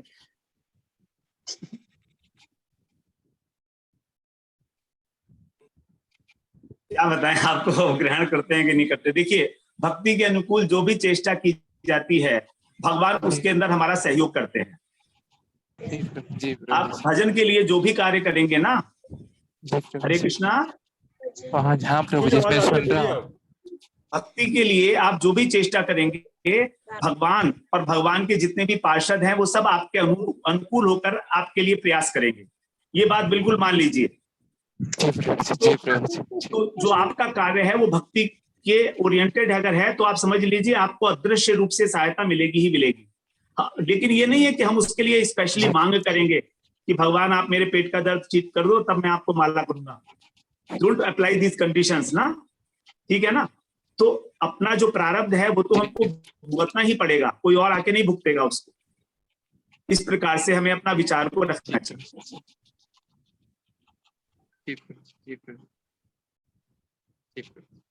और प्रभु जी, हम जो भगवान का जो सेवा करते हैं, भक्ति का मतलब तो आप बताइए ना, उनका प्रसन्नता के लिए, उनका प्रेम के लिए, लेकिन हम कैसे जानेंगे प्रभु जी वो हमारा सेवा में वो कितना सेटिस्फाई है, और वो हमें थोड़ा दया करते हैं, करुणा कृपा करते हैं और हमें थोड़ा सिखाते हैं ऐसा करना पड़ेगा। ये हमको कैसा पता चलेगा प्रभु जी? आपको यदि आपका भजन करने के बाद मन प्रसन्न हो रहा है तो समझ लीजिए भगवान आपकी भक्ति से प्रसन्न है। अगर आपका मन लग रहा है भजन करने में और उसके बाद आपके मन में बड़ा अच्छा भाव आ रहे हैं, आप समझ लीजिए कि भगवान इस समय प्रसन्न हो रहे हैं, क्योंकि वो भगवान की जो प्रसन्नता है वही आपकी आत्मा के अंदर रिफ्लेक्ट हो जाएगी। आप समझ रहे हैं ना। तो आपकी जो भजन ठीक प्रकार से हो रहा है कि नहीं हो रहा है, भगवान उसे स्वीकार कर रहे हैं या नहीं कर रहे हैं, इसका इंडिकेटर यही है कि हमारा चित्त हमेशा प्रसन्न रहेगा। चाहे कितना ही बड़ा दुख आ जाए, हम विचलित नहीं होंगे अपने मार्ग से। ये इंडिकेटर है इस बात का।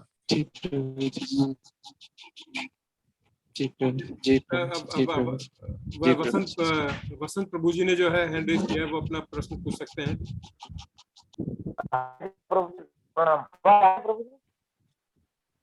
आपकी आवाज अभी नहीं है, प्रॉपर नहीं आ रही है, आप बोलिए, अभी देखते हैं। हाँ, हरे कृष्णा प्रभु जी, दंडवत प्रणाम। प्रभु जी, हरे कृष्णा।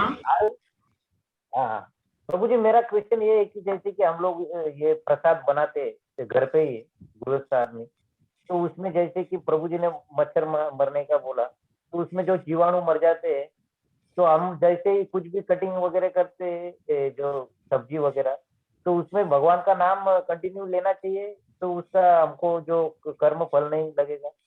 कैसे प्रभु जी, उसका थोड़ा बताएं। देखिए, भगवान का नाम लेना तो हमेशा हर स्थिति के अंदर ही हमारे लिए एडवाइजेबल है, इसमें तो कोई सोचने की बात ही नहीं है, ठीक है। और भगवान का नाम आप इसलिए नहीं लीजिए कि हमको पाप नहीं लगेगा। आपसे मेरा इतना निवेदन है कि आप भगवान का नाम लीजिए, लेकिन आप इसलिए नहीं लीजिए कि हमको पाप नहीं लगेगा। वास्तव में आप जो करते हो ना, उसकी कोई वैल्यू नहीं है। आपके मन में क्या भाव है, उद्देश्य क्या है आपका, यही इंपॉर्टेंट है। तो आप भगवान का नाम इसलिए ले रहे हैं कि भगवान का नाम जो है वो परम तत्व है। भगवान स्वयं भगवान के नाम के अंदर अवतीर्ण है और हमें हमेशा भगवान का नाम ही लेना चाहिए। हमारे भगवान के प्रति रुचि जागृत हो, इसलिए हम भगवान का नाम ले रहे हैं। इसलिए नहीं ले रहे हैं कि हमको पाप लगे ना लगे। भक्त लोग जो है चिंता नहीं करते कि उनको पाप या पुण्य, वो पाप और पुण्य दोनों से बहुत ऊपर उठे होते हैं। तो इसलिए अपने उद्देश्य को केवल ये बनाइए, किसी प्रकार से मैं भगवान की सेवा के योग्य हो सकूं, बस इतना। प्रभु जी, गैलेक्सी A20 नाम नहीं लिखा है, उन्होंने हैंड रेज किया है, आप अनम्यूट करके बोलिए अपना।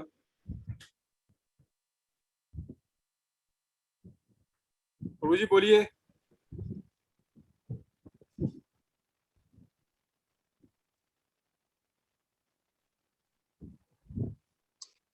आपने अपना अनम्यूट कर लिया, बोलिए आप। प्रभु जी प्रणाम। हरे कृष्णा। हरे कृष्णा। हरे कृष्णा। हाँ जी आवाज प्रभु आ जी। रही है? हाँ जी आ रही है। हाँ प्रभु जी दंडवत। प्रभु जी दंडवत दंडवत प्रणाम। प्रणाम। दंडवत प्रणाम प्रभु जी। ये आपसे जुड़ने से पहले हम गीता प्रेस गोरखपुर से जुड़े हुए थे और वहां पर जो है वो भगवान नाम में हरे कृष्ण हरे राम राम राम हरे हरे, हरे कृष्ण कृष्ण कृष्ण हरे हरे, इस प्रकार से वहां पर बताया गया था। मैं अभी उसी को कंटिन्यू कर रहा हूँ, क्या ये ठीक है? इस संबंध में प्रभु जी मैं आपको कुछ नहीं कह पाऊंगा क्योंकि ये वैचारिक मतभेद है, लेकिन चैतन्य महाप्रभु के मत के अनुसार कलि संतरण उपनिषद में हरे कृष्ण पहले है। तो हम लोग इसीलिए चैतन्य महाप्रभु के मत का आदर करते हुए और उनका अनुगत्य करते हुए ही हम लोग हरे कृष्ण मंत्र का जाप करते हैं।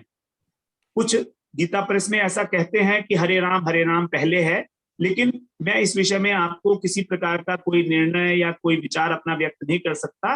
ये आपकी अपनी श्रद्धा का प्रश्न है, मगर हमारी जो युगल उपासना है राधा और कृष्ण की, उसके लिए हरे कृष्ण मंत्र बना है।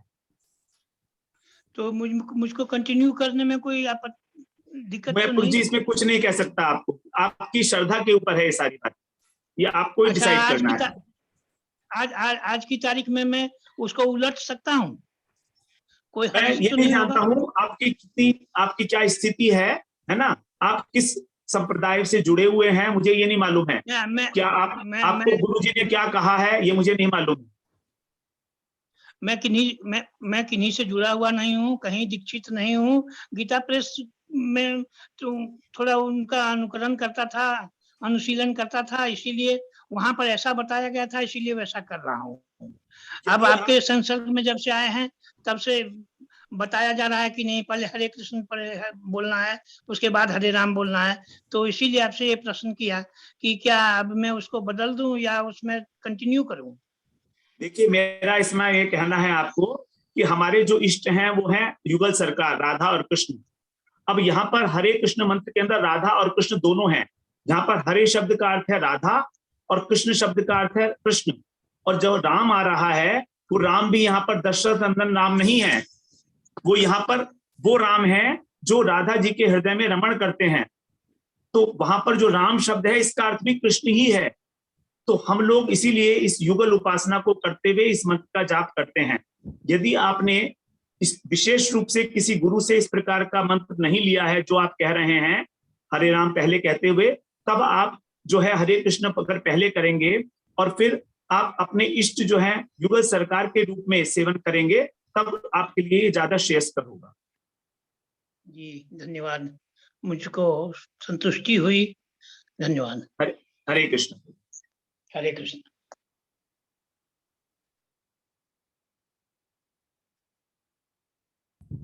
और कोई प्रश्न अब किसी का है तो ठीक है, अभी किसी ने हैंड रेज नहीं किया है तो प्रभु जी चाहे तो आप अभी बंद कर सकते हैं।